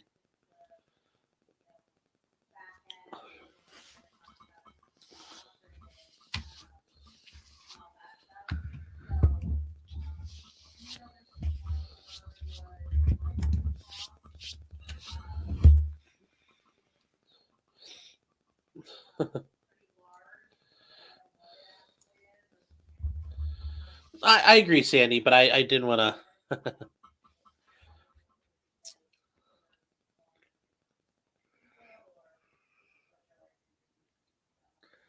Why is my tent so tiny? Yes, Wolfpack is real. No, the one thing I will say for you guys, if your courts are allowing it, and it's something I generally encourage people to do, uh, go to your county courthouse and go sit in on court once in a while. Just go and just uh, experience it in person. You don't have to go for a trial if you can. You by all means do so, but go sit on like a local docket day, or if they have special, only so many hearings every day. Find out when there's a hearing and just go listen to it. Maybe it's a suppression hearing, maybe it's X, Y, or Z, but I think you guys would appreciate it and like it, see it in person, because it's after watching all these trials and maybe hearing me speak or other attorneys speak, I think would give you guys a little bit of a different view on things. So something I just recommend as well, if you guys have time. And I also know it's getting to summertime and springtime, so it'll be a little warmer out. But yeah, if you can get away, go. I really encourage it. I think it's helpful. You can meet your local judge. You can see, if you happen to don't know who your prosecutor is, you might be able to learn some information there. So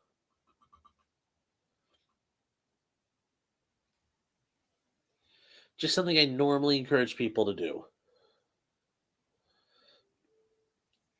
Hello, Roxy. Good morning.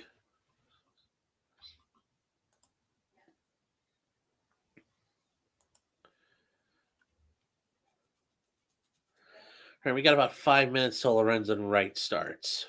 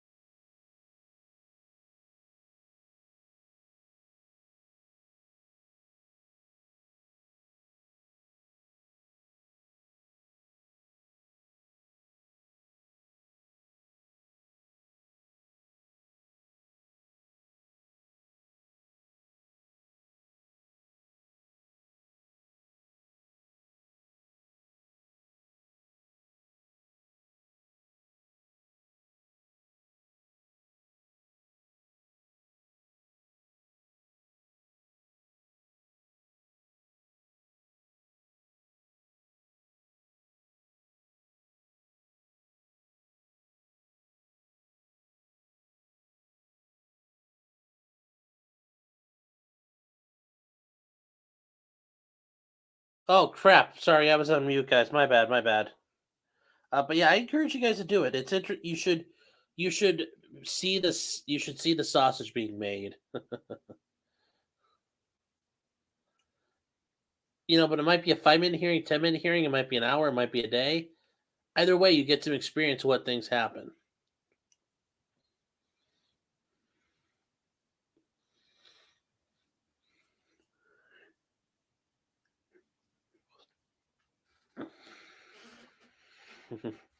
I was trimming up a piece of cuticle. Besides, I got to look good for court.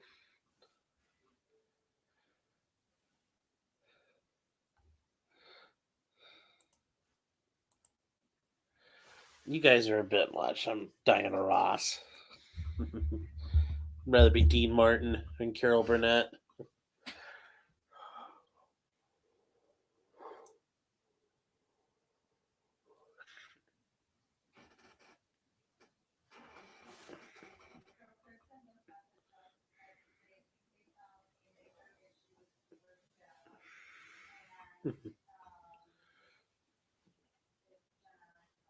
Oh.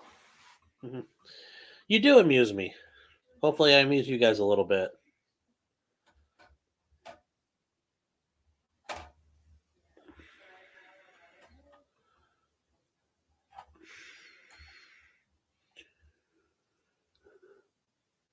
Yes, you guys can hear me now. Jeez, I do that every once in a while, and I'm like always worried about it. But thankfully, I didn't go on like a 20-minute talk and ignore you guys.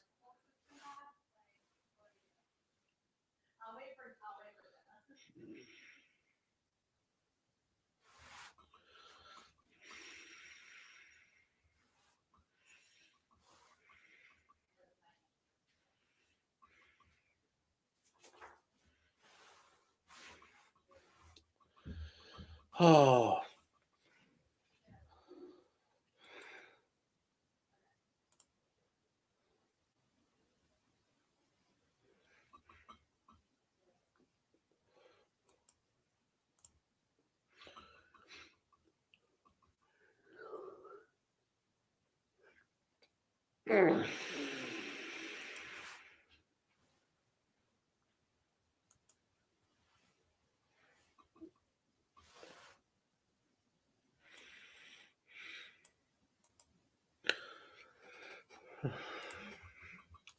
So here we go. It's about to start, guys. Yeah, we're gonna get Little Miss going, give her some audio so she can listen.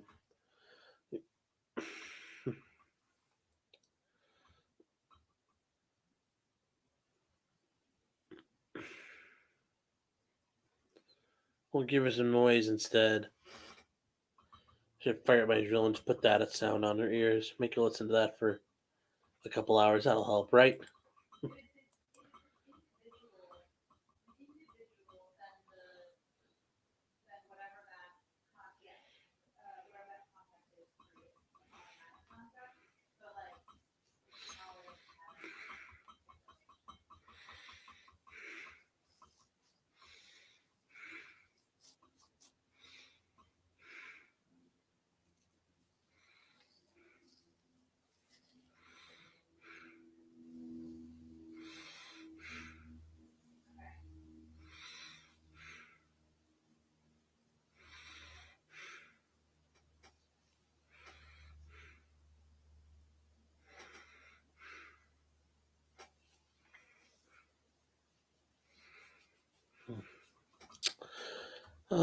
Hmm.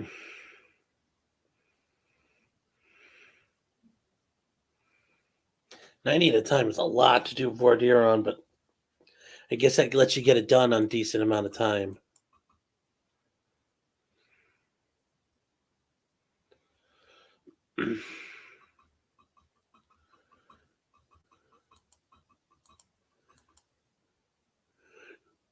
Mm-hmm.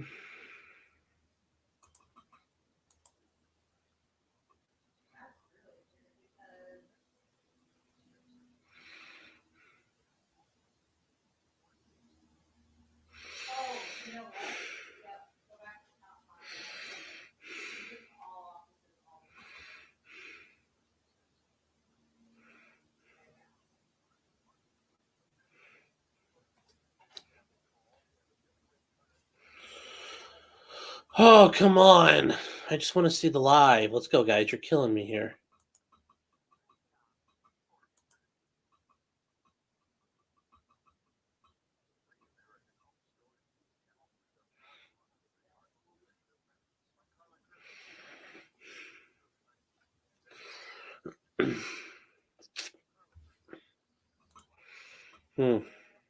Not yet.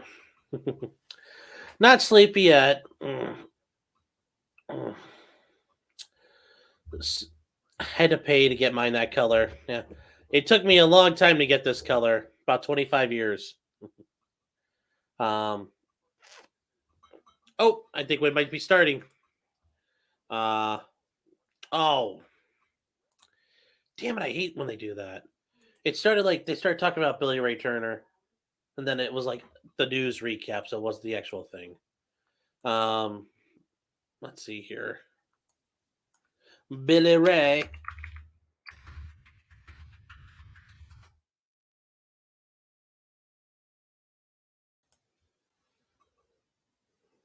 Yeah, no new Billy Ray Turner yet. What the heck is going on? It's 3 after 11. I thought we were starting at 11.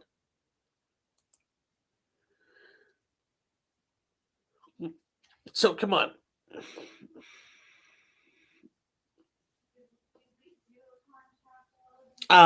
Let's see what else is going on here.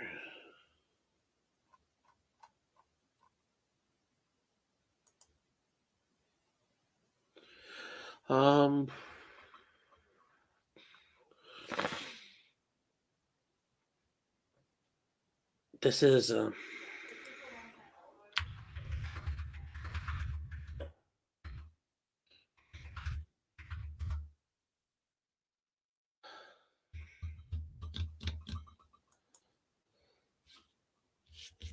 yeah, it's set for 11. Even Law and Crime's not on, so I'm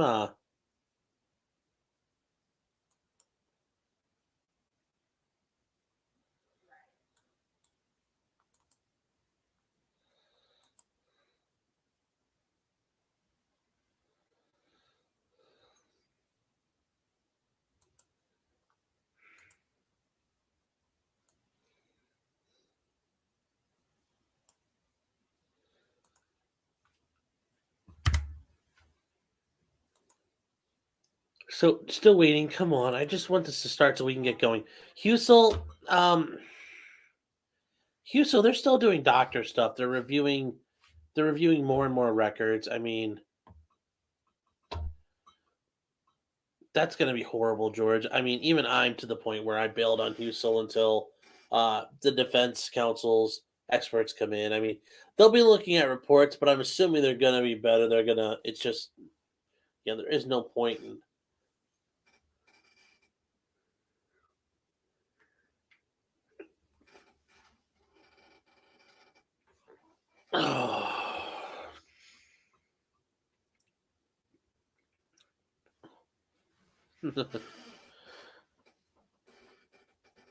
Yeah, the 10 TV stream is Husel right now. I don't really want to start him because it's just going to make me want to jump off a bridge. Yes, Toby, yes. The trials, court's supposed to start at a certain time, but it's okay if they're late. But if you're late to court, it's your fault, man. It's you're like, oh, you can't be late. It's like, okay, come on. But 'tis the rules.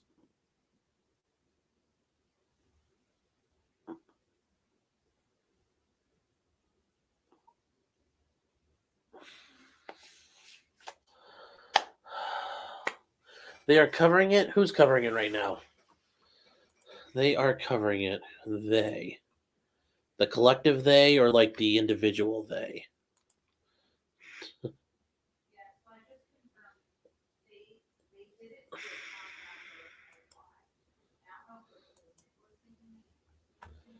Um.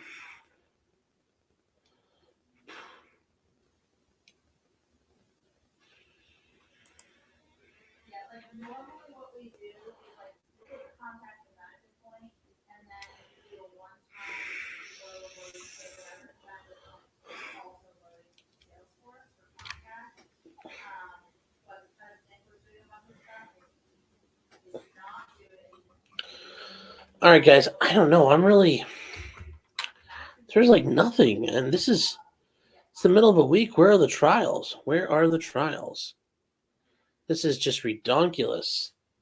We are Long Crime has it. Okay, Long Crime's got it. I'll fire it up. Which Long Crime channel?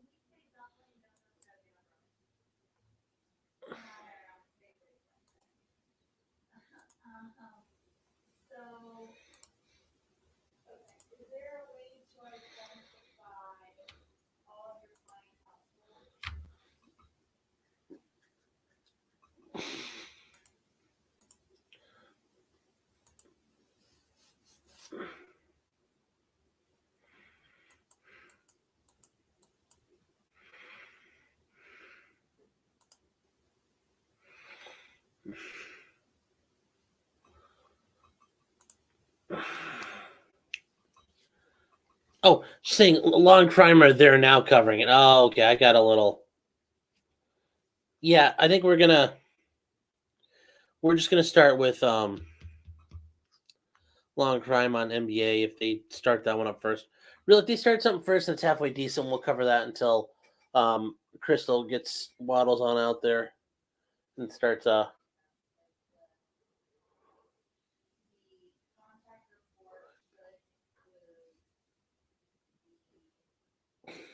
Thank you. My hair looks good. It's no, yeah, well,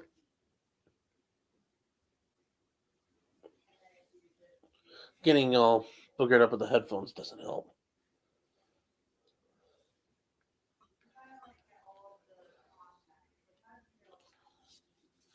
Long crime, Brittany, in 1985. Oh, they're starting it tomorrow. Oh.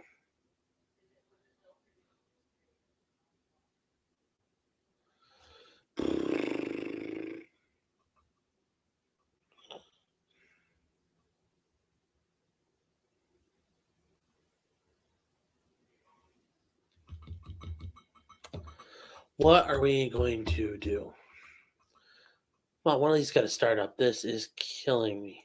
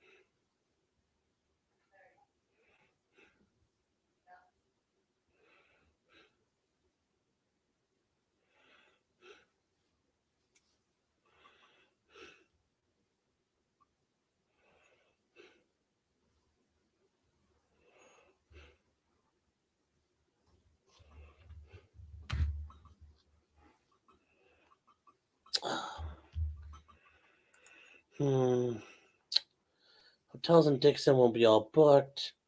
Guess they're spending the night.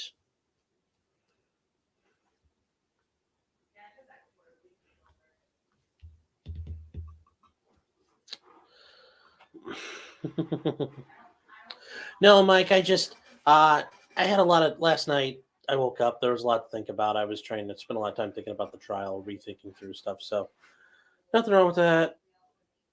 I'm ready for the overflow guest, Rhonda. Rhonda 5QFAAC. I don't know what all that is. But yes, I'm waiting for the guest. I'm waiting for the explosion. Yeah, I'm going to take a break. I'm going to get a cup of coffee, but there's nothing starting yet. Guys, if something starts, I'll be right back. Don't. Oh, there's a cat in here using the letterbox. That's great. I was wondering what that noise was. Give me a minute. If they start up in the meantime, guys, I apologize, but nobody's been ready, so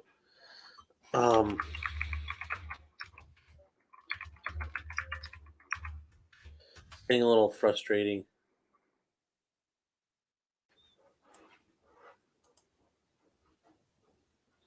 Yeah, long crime set 11 for Billy Ray Turner, but we're still waiting. So, yeah, I will. Okay, won't be here. Take a couple of aspirin. Oof, I'm not taking aspirin to wake up. Hope you're well. Just concerned. No, Mike, I am just exhausted. I just finished a trial yesterday for felonious assault and a felony stalking case. So that was just a lot of work. George, meow meow. What? Meow. Meow. Paw. Paw. Paw. Meow. Meow. No, they're not paying attention. They're taking a poop, so they are busy pooping. They don't care about me. Yep. All right. Oh, that's a good email. I was looking for that one. Finally. Yoka Meow. I would try to pick up the kitty, but the kitty does not. It's my girlfriend's cat. The cat does not like being picked up. Well, actually, let me rephrase. The cat does not like it when I pick her up, and I don't have a good enough set of welding gloves to avoid getting cut. If I can get her out, I'll take a picture of her, but not while she's doing her business. Give her some dignity. So, 32 people. Be right back. I'm going to grab my coffee, and I'll be right here. Don't kick litter all over the floor. Come on. Fucking asshole cats.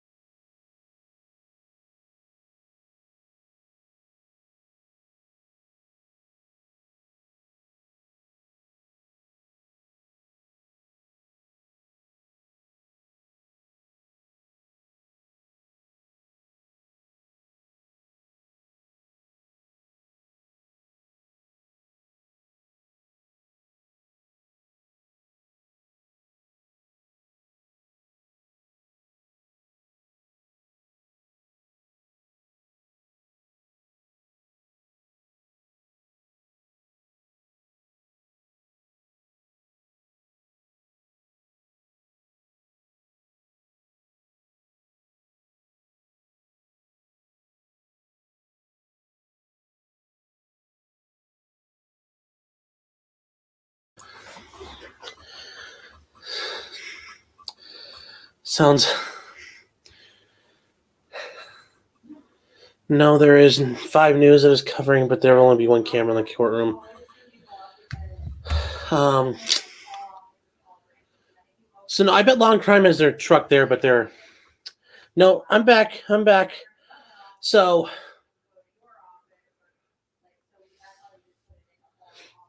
He's threatening suicide. He's trying to get out of jail. He's going to be fine. I could come back and bark like a dog, but I'd sound like DMX, so that wouldn't be as good. Be kind of cringe. Yeah, 5 News. I tried doing their thing. I'll try.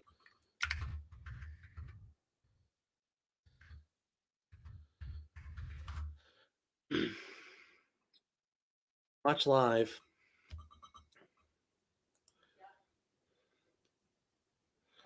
Let's see what they got right now.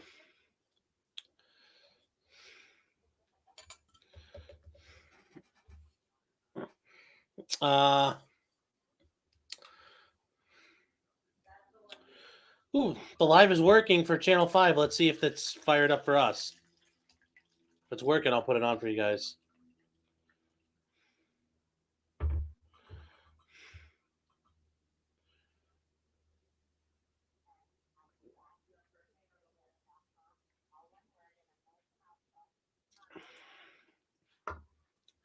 So, no, I don't see it right now.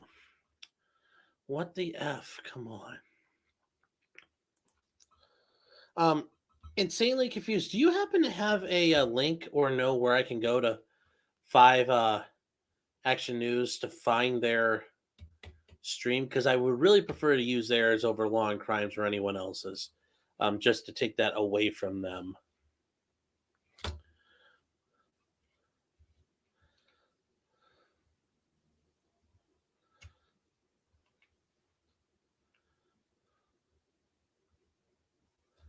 So let's see here. I don't do Inside Animals.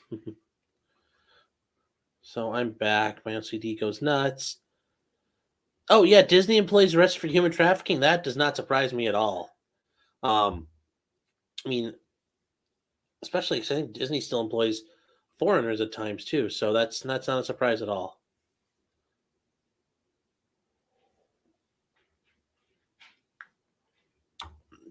Sarah Boone's trial may be delayed. I'm not sure. I didn't hear about that, but I was looking forward to that. That was set for May initially. Maybe it got changed. I don't know.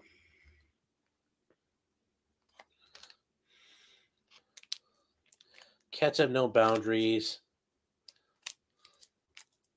Well, yeah, they're cats. They're like the one animal that doesn't care about you and doesn't reciprocate emotion. I mean, even fish, I think, have better emoting skills than cats do at times.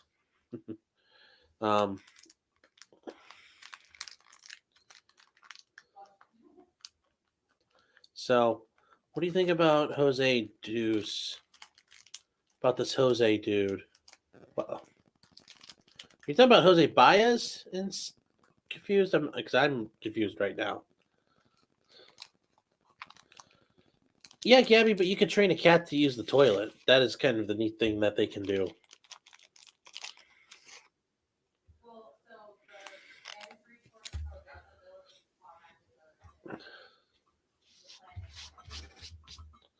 So,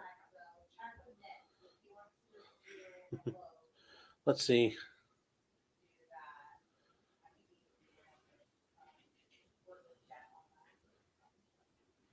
Hey, Eric, how you doing?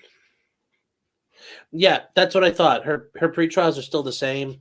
From what I understand, the case I talked about before with the yeah, you can use cats will use a real toilet. Hold on, I'll pull one up. Yeah, the hazing trial I was thinking about that was going on at the same time. I don't know if it's going to be televised, so we'll probably do Sarah Boone when that happens.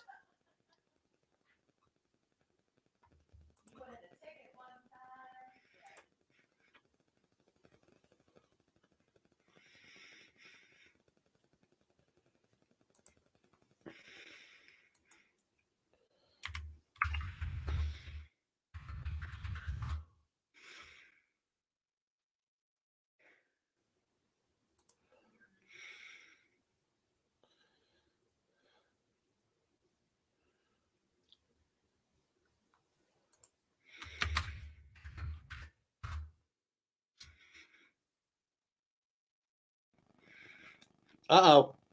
I think we got Billy Ray Turner finally.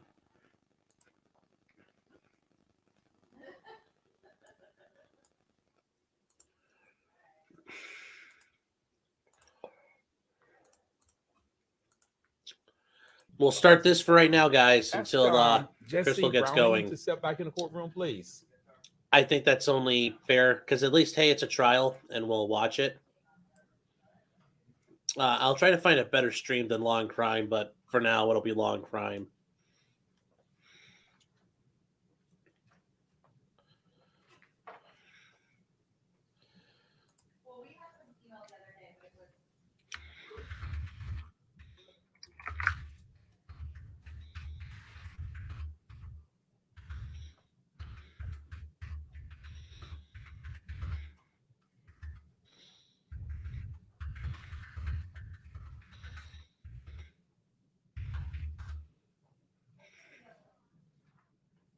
Yeah, Eric, I'm trying to find somebody other than Law and Crime. I don't like using them either. Brown, good morning, sir. Look there, I cover up the logo. What Deputy Smith is, as I told you yesterday, since this is a new day, please swear you in again, please, sir. Left-handed Bible, raise your right hand to be sworn. Do you solemnly swear or affirm testimony you give in this case be the truth, the whole truth, and nothing but the truth, so help you God? Thank you, sir. You put your hand down, have a seat here, please, and watch the step. Brown and Deputy Smith, reminded me this morning that some of the jurors say that you are very soft-spoken, and they need to speak up just a little bit louder. Okay, I'm gonna try to stop it. Yes, sir. Mr. Hagerman, you may proceed.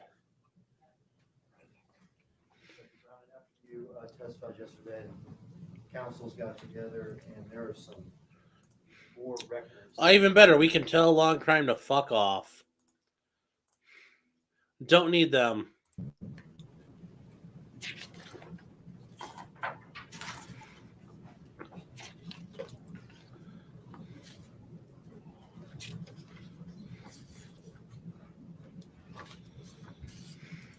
And yes, these are going to be the text messages from Sherra Wright's phone. They were extracted. You testified earlier that at some point in 2010, detectives searched Sherra Wright's cell phone. That's correct. And were they able to obtain an extraction from the cell phone? Yes. And what are those things in front of you? These are the text messages from that extraction. So these are text messages from Sherra Wright's phone in 2010. Yes, they're put on an Excel sheet. So it's an actual extra report where you take just the text messages from that. Your Honor, I have those introduced. Mr. Perry and or Mr. Thomas, any objections? No. Confused, I sent you my email address. You can use that.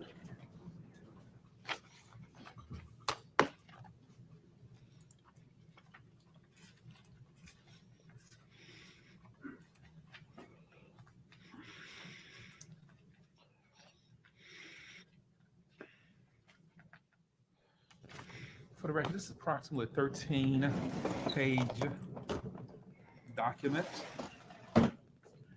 described by Detective Browning as text messages that were extracted from the cell phone of Sherra Wright. During the course of his investigation in 2010, a 13-page document, text messages from Ms. Sherra Wright's phone. We proceed, Mr. Hagerman. There's no need to review the entirety of this list. I got you a couple questions. Okay. When I'm looking at these text messages, there's a phone number that reads Edna J. Is that the contact name? Correct. And who was Edna J? Who is that person? It's going to be Jimmy Martin. Okay, so are there text exchanges from Jimmy Martin with Sherra Wright in these documents? There are. Are there also text exchanges from Billy Ray Turner and Sherra Wright in these documents? Yes. In particular, these text exchanges include the text message that we saw yesterday, sent about 25 minutes before the murder from Sherra Wright to Billy Turner. Yes, it does. Were Facebook records also obtained during the course of the original investigation? Yes. Facebook records with regard to Jimmy Martin? Yes. I have just a 3-page document. If you can look at this and tell me what I'm looking at.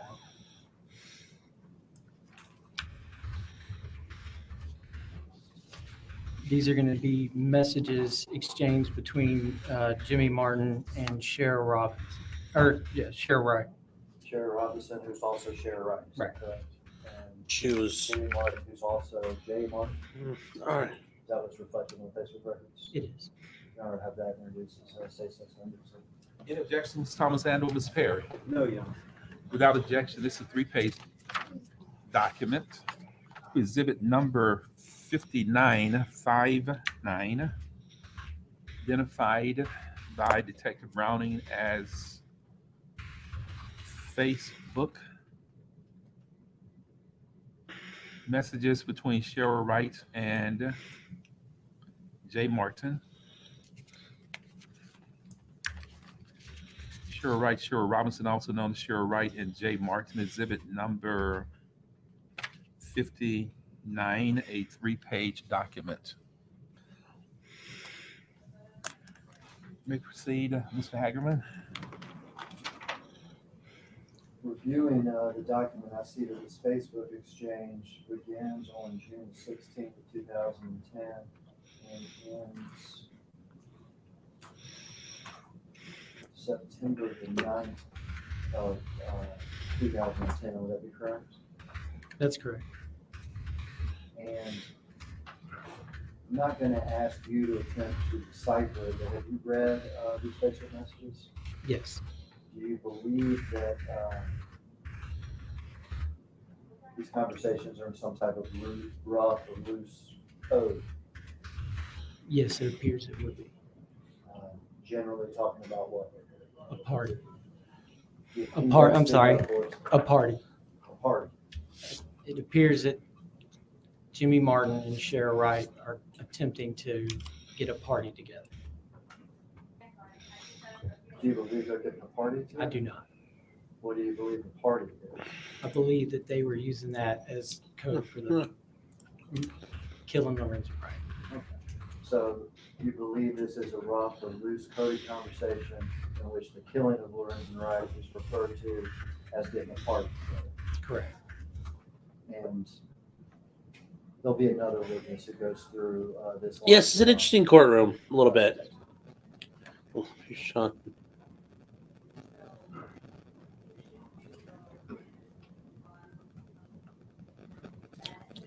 Well, the sound's not better The council talked about because of the air conditioning. wanted to introduce to you, Detective Brown. There's a couple questions I forgot to ask you yesterday. I will try to see. I thought I clicked on. You reviewed phone records from 2010, correct? Yes. Including phone records belonging to Billy Turner? Yes. Including his phone records from the night of the homicide, is that correct? Yes. Were there phone calls from Jimmy Martin to Billy Turner the night of the homicide? Hold on, let me try and see something. Were there phone calls from Billy Turner to Jimmy Martin the Yes. night of the homicide? Yes. There were. There was back and forth. Correct. Were there also phone numbers from another phone in Batesville, Mississippi? Sorry, guys, I can't get the closed captions to show up on the TV feed. Yes. Was that phone number identified? It was. I got the sound And boosted what up was all it the way. identified as? A payphone in Batesville, Mississippi. And where was this payphone in Batesville, Mississippi? It was on 101 James Road, which is near Jimmy Martin's residence. Did investigators actually go down there and look at the payphone? They did. Verify it was there? Correct. You said it was near whose residence? It was near Jimmy Martin. Jimmy in Martin. Batesville. Roxy, this is the prosecutor, not defense Correct. attorney.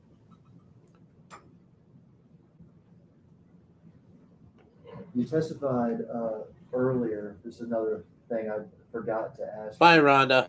You testified earlier that there was evidence in 2016 that Sherra Wright would utilize other people's phones to make contact with Billy Turner. Is that correct? Yes. Was there also evidence in 2010 earlier that Sherra Wright would use other phones to contact or be contacted by Billy Turner? Yes. In fact, did you review Billy Turner's phone records? You've already testified you did. Did you review his phone records from the night of the homicide and the morning after the homicide? That's correct. Was there evidence of a phone call from Billy Turner to a phone other than Sherra Wright's that you believe Sherra Wright was using? Yes. And what was that from? That would have been Lorenzen Jr.'s phone. The kid? Yes, her child. The 14, 15-year-old. 15-year-old, yes. And who contacted whom? It appeared to be a back and forth after the homicide. Is this the morning after the homicide? Yes. Back and forth between Billy Turner and Lorenzen Lorenzen Wright Jr.'s cell phone. Snoop's cell phone. That's correct.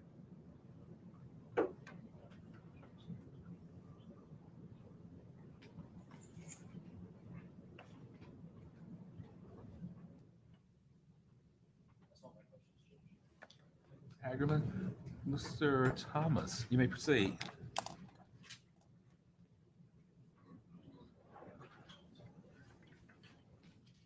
Good morning, Detective Brown. Good morning. Detective Brown, at what point during this investigation did you join it? It was 2016. 2016. Did this investigation have a name? Yes. What was the name of the investigation? Operation Rebound. And during Operation That's a Rebound, cringe name, Operation Rebound. explain what your role was. My role was to kind of keep hold of all the evidence that we were getting and collecting, review the records, the statements. Even though we had a team that was doing that too, I was also kind of keeping charge of like all the paperwork and trying to keep everything together. Were you privy to all aspects of Operation Rebound? Yes. So there was nothing associated with the Operation Rebound that you didn't know about. Is that correct? Yeah, I would know about it. Let me ask you, Mr. Hageman, from yesterday till today, asked you to identify a number of pieces of evidence, photos, and the like. Let me ask you about, Am I the only one who thinks he looks like the Justin Nunley guy from TikTok? Teal-Ram Lane. Who lived at 452 Teal-Ram Lane in 2010? It was Lorenzen Wright, I think Jeremy Orange, and yet another roommate. I forget his name. Did you ever personally go to 452 Teal-Ram Lane? I did not. So the photos that were introduced into evidence of 452 Teal-Ram, you didn't personally take those photos, did you? I did not. Do you know who took those photos? I do not. Exhibit number 7 was a diagram. Sorry. Exhibit number 3. Pass this. He's 30 minutes.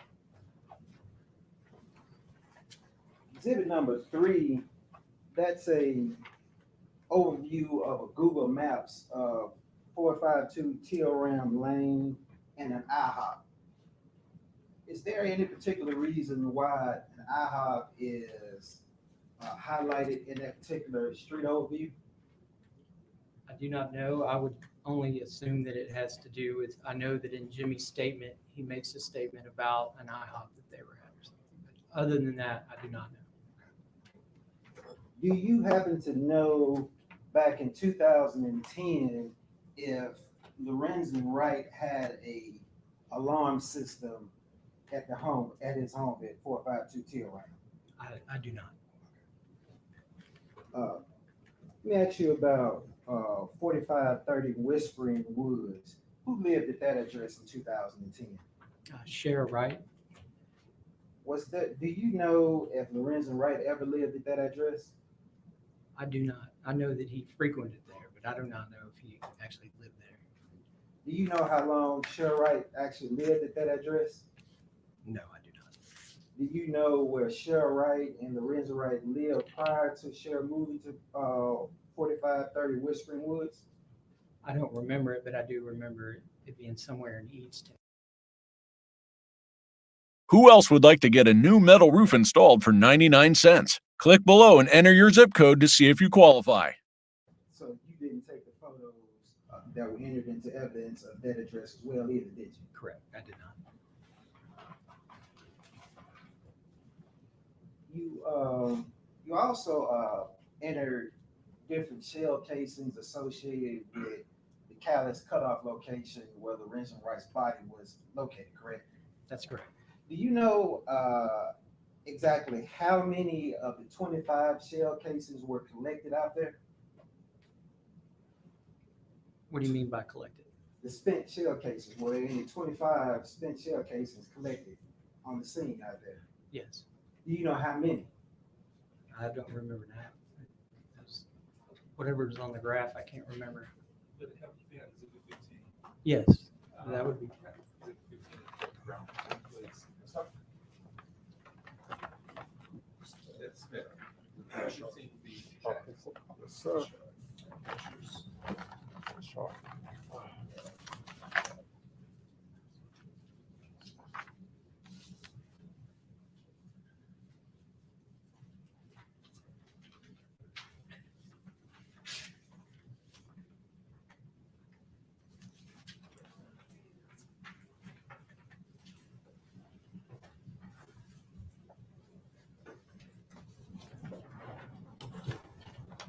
You 5? Yes, sir.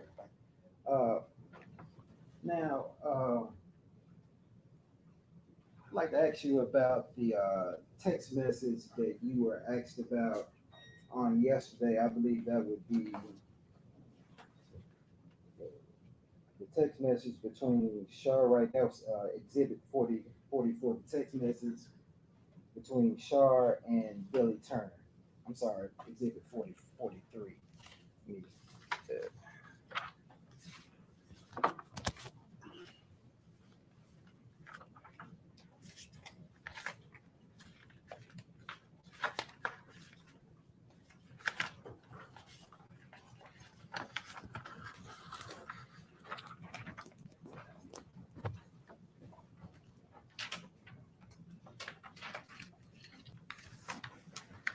Do you know the context of that text message?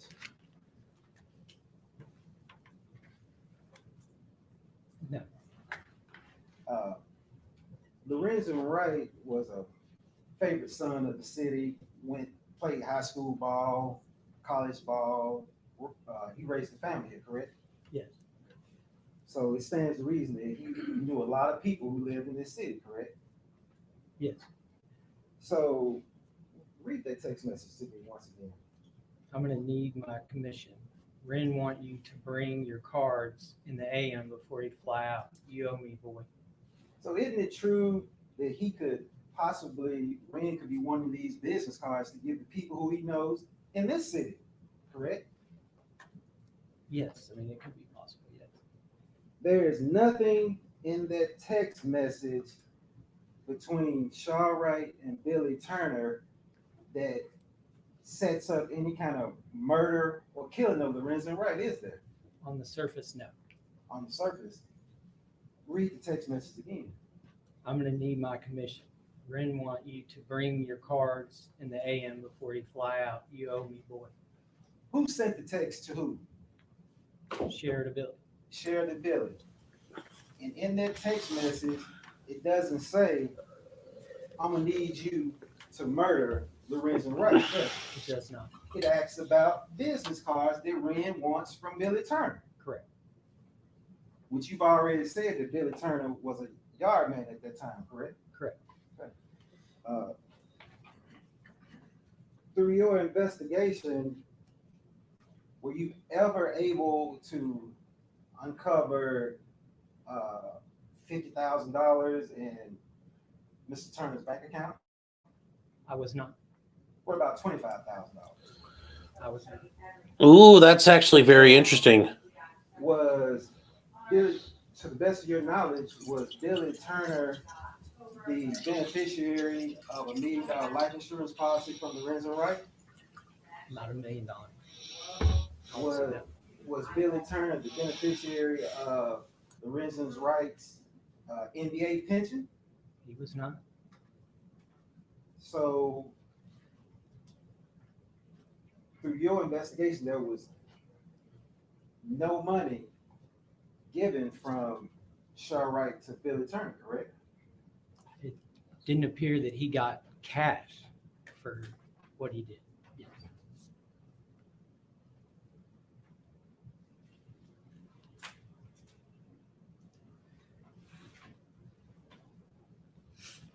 Those text messages that Mr. Hagerman just asked you about that was just entered into evidence, are those all the text messages from Sherra Wright, or are those just the relevant text messages that Operation Rebound found relevant? I can't remember, but I'm pretty sure those are like the complete, because if you see in there, there's other individuals that she's communicating with. And if you see the highlighted part, the highlighted part was not significant to its importance. It was just to organize who was who so that you didn't have to keep looking at each individual name. After you stated yesterday in your direct with Mr. Hagerman that Operation Rebound leaked to the media that a gun was recovered in a body of water in Mississippi, correct? Yes, that's correct. And at that point, you had Sherra phones tapped, and she came to Memphis, correct? That's correct. You stated that she met with Billy Turner when she came to Memphis, correct? Yes. But that's not all who she met with during that time, is it? No, that's not. Matter of fact, she met with a number of people, didn't she? She met with several people, yes. She met with an ex-husband, Yes, correct? She met with several other friends, right? that's correct. Okay. So to characterize her visit as solely coming to see Billy Turner, that wouldn't be correct at all, would it? Can you say that again? To characterize that once Operation Rebound accurate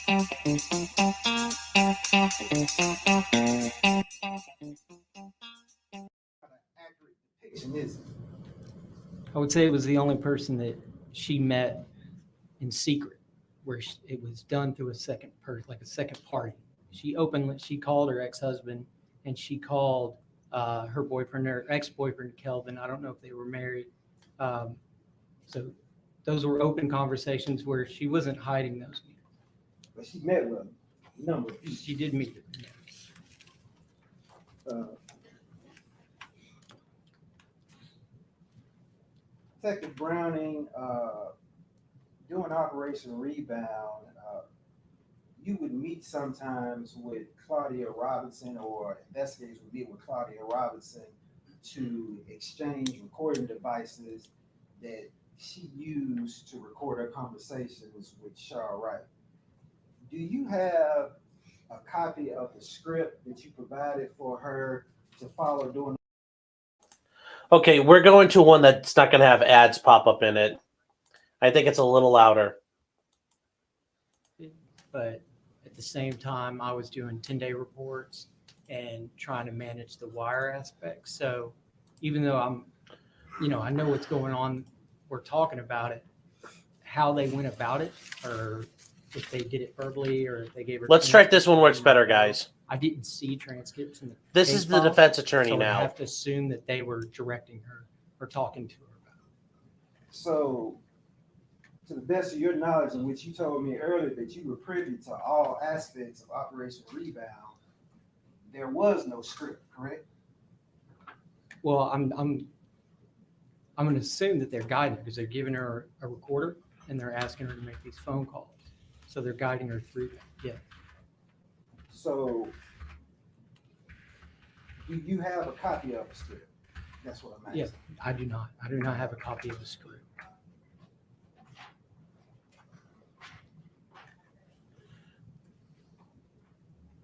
Yeah, if I got one. I'm sorry, sir. I'm always- You know, Shannon, declaring drug testing makes guilty, but remember, you have a Fifth Amendment right against self-incrimination. George, are masks not needed anymore? No, but you're freely allowed to wear a mask. The trial I had last week, or actually the trial I had yesterday, there were 2 jurors who continued to wear a mask. The one gentleman was 75 years old, and I understand him wanting to wear one. And the other one was a lady in her 40s, but the other people kept them on. Now, the masks are also great because they disguise your emotions. So if you can't control your shit, it sometimes is a good idea.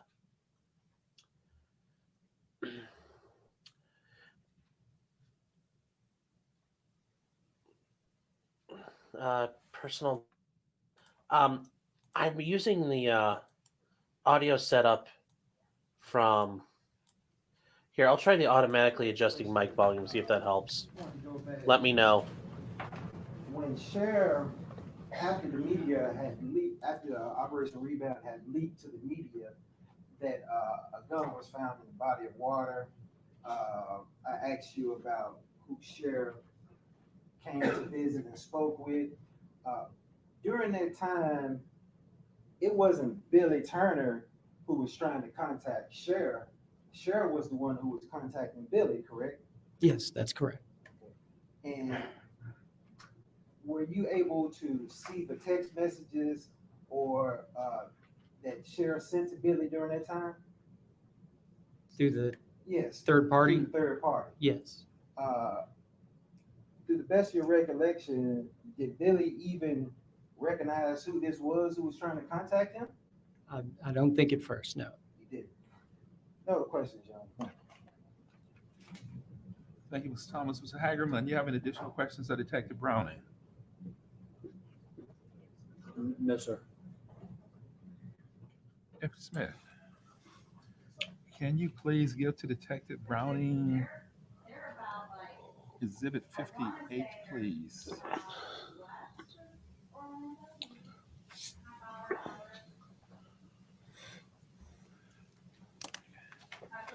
You're gonna need this for this question from the jury.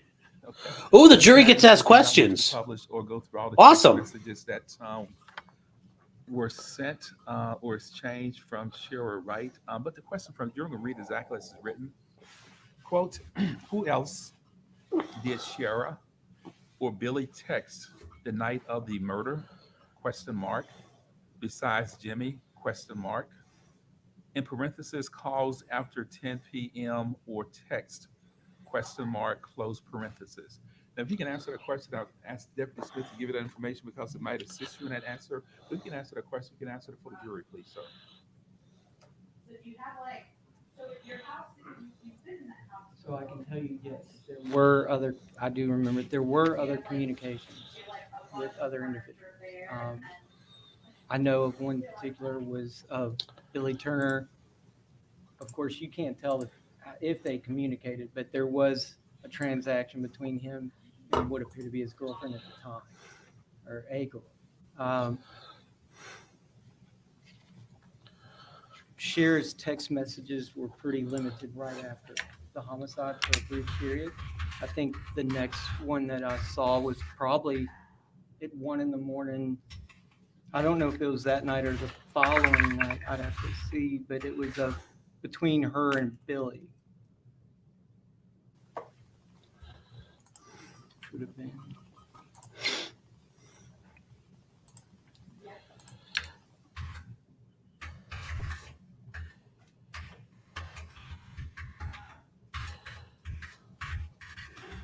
And she also was sending outgoing text messages to Lorenzen himself.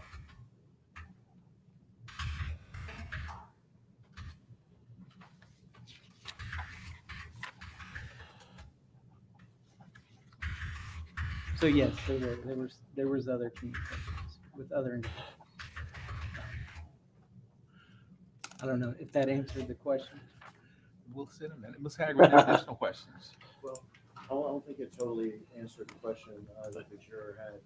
I think the juror question was after about. Is this better? 10 p.m. the night of the homicide. Let's take Sherra first.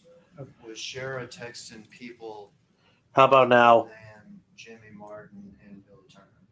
Sorry, Kirsten. No, she didn't text Jimmy, and then the only text was with Billy Turner. I think that was at that time period, right before, like 25 minutes before the murder. Okay, was she placing or receiving phone calls from anybody other than Jimmy Martin or Billy Turner?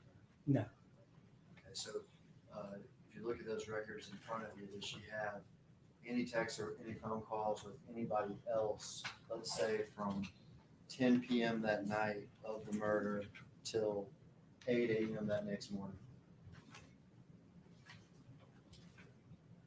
Texts or calls with other friends or anybody else that's identified? Is this too loud?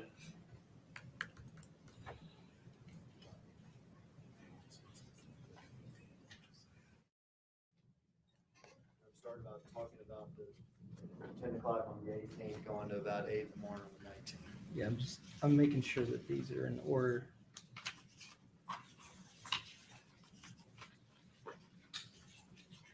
So it appears no. So, of course, you saw or you heard where she sends the text to Billy Turner about the commission, and then after that, Billy sends a response, which is okay. The next text that she sends is to Lorenzen, which is a text saying, "I'm not tripping, but the kids waited for you all day. Junkie was here looking for you," and it would be Cordell. I'm not sure what she was trying to say here, to tell somebody something. I mean, maybe she meant cordial. And I know Junkie to be the alias for Jeremy Orange, which is who was picking up Lorenzen in the morning. Lorenzen's friend who's picking up him and the kids? Correct. Okay, so what time would she have sent this text? She sent this text at 1:27 a.m. On what day? on the 20th. So we're past the 19th. Yes, that's the next one after. Okay, so is that the next text that she sends after the commission text to Billy Turner? Correct. So no text for an entire day. Correct.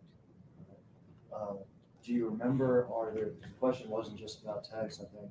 Do you remember whether or not Sherra was making phone calls after about 10 o'clock the night of the murder until into the next day? I think that she didn't have any communication until the morning. Okay, the next morning? Correct. Okay. And was it that next morning that you saw the communications between Billy Turner and the phone belonging to the 14-year-old Snoop? Yes, Lorenzen Jr., yes. And then I think the question also was about Billy Turner.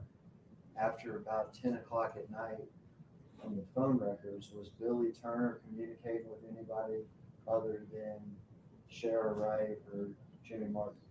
I know he was communicating with his, I think it was his girlfriend.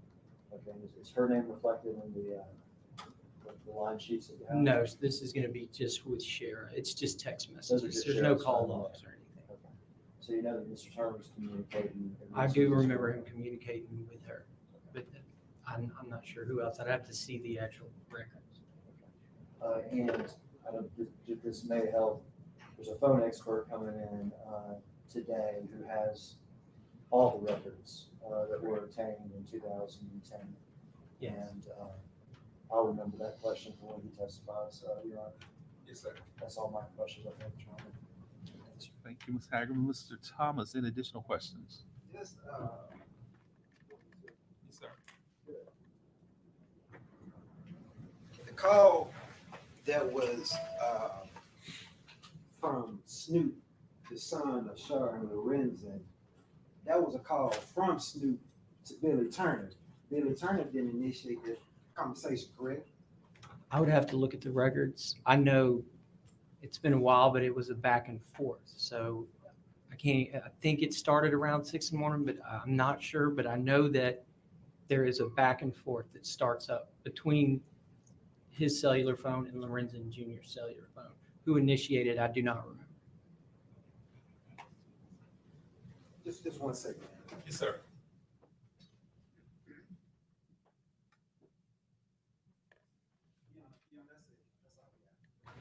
Ms. Hagerman, any additional questions?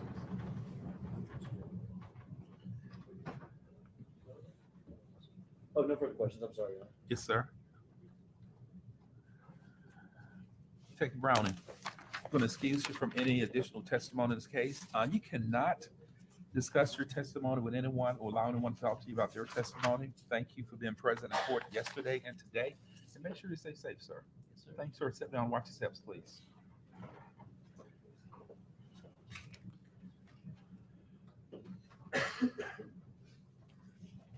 Counsel, approach, please.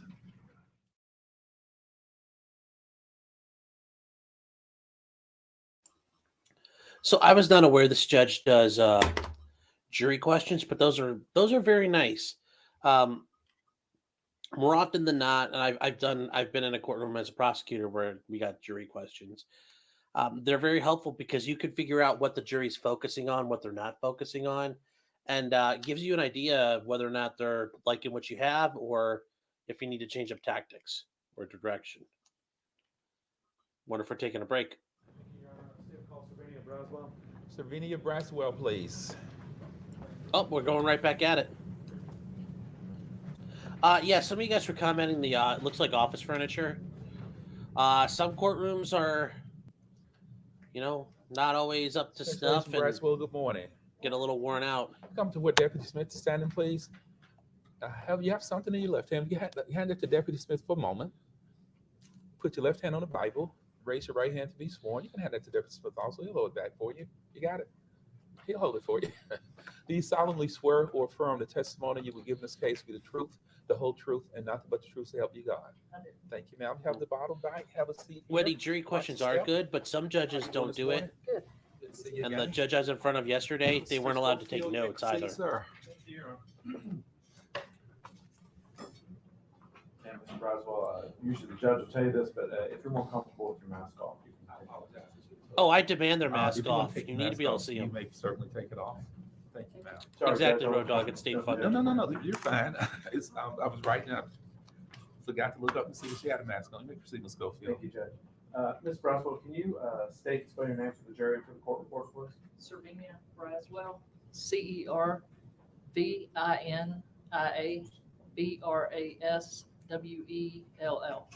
And where are you employed? I'm employed by the Tennessee Bureau of Investigation. And how long have you been employed then? 17 years. And what do you do for the Tennessee Bureau of Investigation?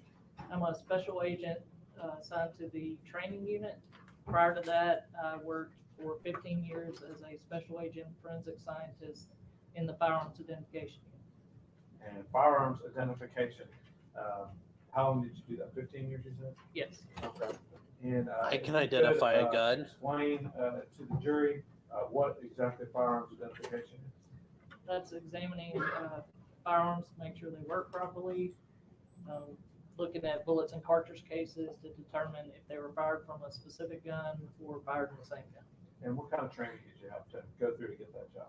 I have a 2-year on-the-job training program involving the microscopic examination of over 1,000 fired bullets, cartridge cases, shot shells, and other ammunition components to determine the specific firearm that they were fired in, as well as examining firearms to determine if they were functioning properly.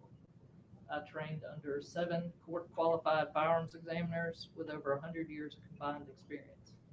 As part of that training, I toured many of the firearm manufacturing plants located throughout the Northeast United States, as well as the Remington and Winchester ammunition plants. This allowed me to see firsthand how those manufacturers tool and machine their products and what marks those machining processes leave on the fired ammunition components as well as those firearms. And could you even, well, I guess, give us a ballpark figure for how many firearms or shell casings you've examined? Well over, I'd say, 20,000 all together. Okay. And have you ever testified as an expert in firearms identification before? I have. Could you give us an estimate of how many times that's been? 142. So an exact number, 142. A lot of them probably right here in this building, right? Yes. Okay, Your Honor, at this time, I'd like to tender Agent Braswell as an expert in firearms identification. Ms. Perry, Ms. Thomas, any objections to the tender of Special Agent Braswell as an expert in her field or any questions regarding her qualifications? No objection, Your Honor, no board action. Ms. Perry. Ladies and gentlemen, the jury, I'm going to declare to you that Special Agent Servinia Braswell is an expert in her field, which is firearms identification. Normally, a person testifying in court can only testify in the form of factual and give you factual answers. A person qualified or declared to be an expert based on a person's training, education, background, experience, can give you testimony in a form of opinions. I like and this give you judge. reasons for those opinions, and the court, in fact, will declare Special Agent Braswell an expert in her field of firearms identification and should be able to provide to you opinion testimony. You may proceed, Mr. Schofield. Thank you, Your Honor. Mr. Braswell, could you explain to the jury exactly how you go about doing your firearms identification? Yes. I pick up a gun and identify it if it is a gun. Yes, ma'am. So every firearm has its own unique markings. These marks are primarily I wonder if the that's a result of the thermos. manufacturing process. So things such Or as something worse. the changing of the surface of the tool being used to make the firearm, any chatter or vibrations of those tools, in addition to use, misuse, corrosion, rust, even cleaning the firearm adds to the uniqueness of these marks. These are what we call individual characteristics for the gun's mechanical fingerprint. They're unique to a particular firearm. When the barrel of a firearm is made, it's receives or is manufactured rifling in it. And the rifling, the purpose of that is to force the bullet to spin as it exits the barrel, and that's for accuracy purposes.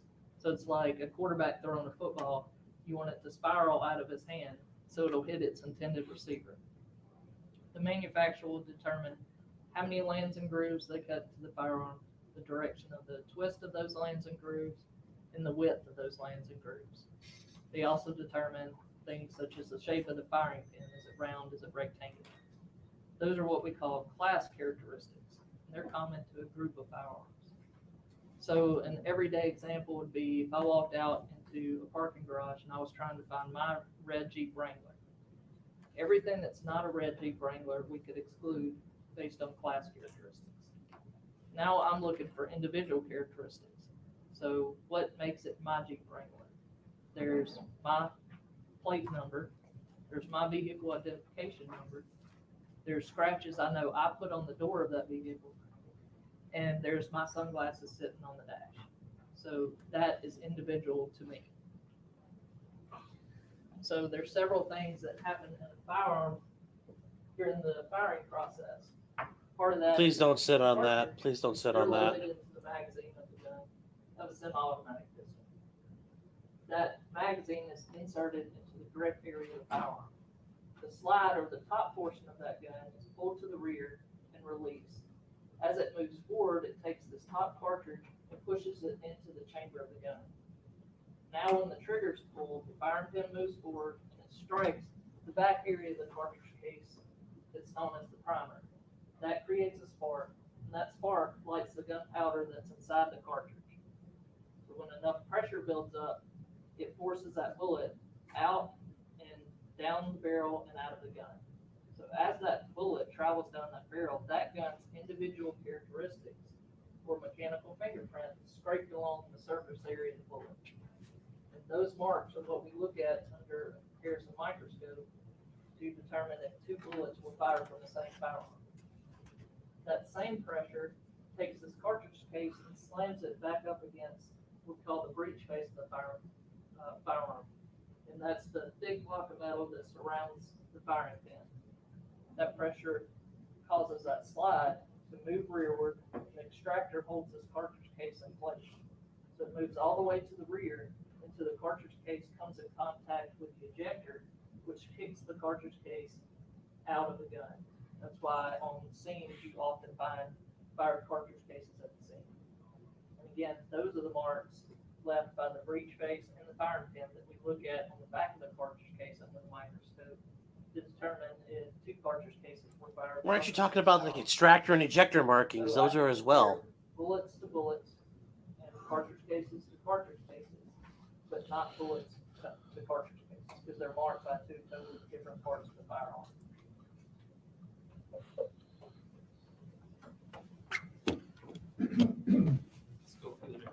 Thanks, Your Honor. The graboid All right, projectile. match casings to casings, to bullets to bullets.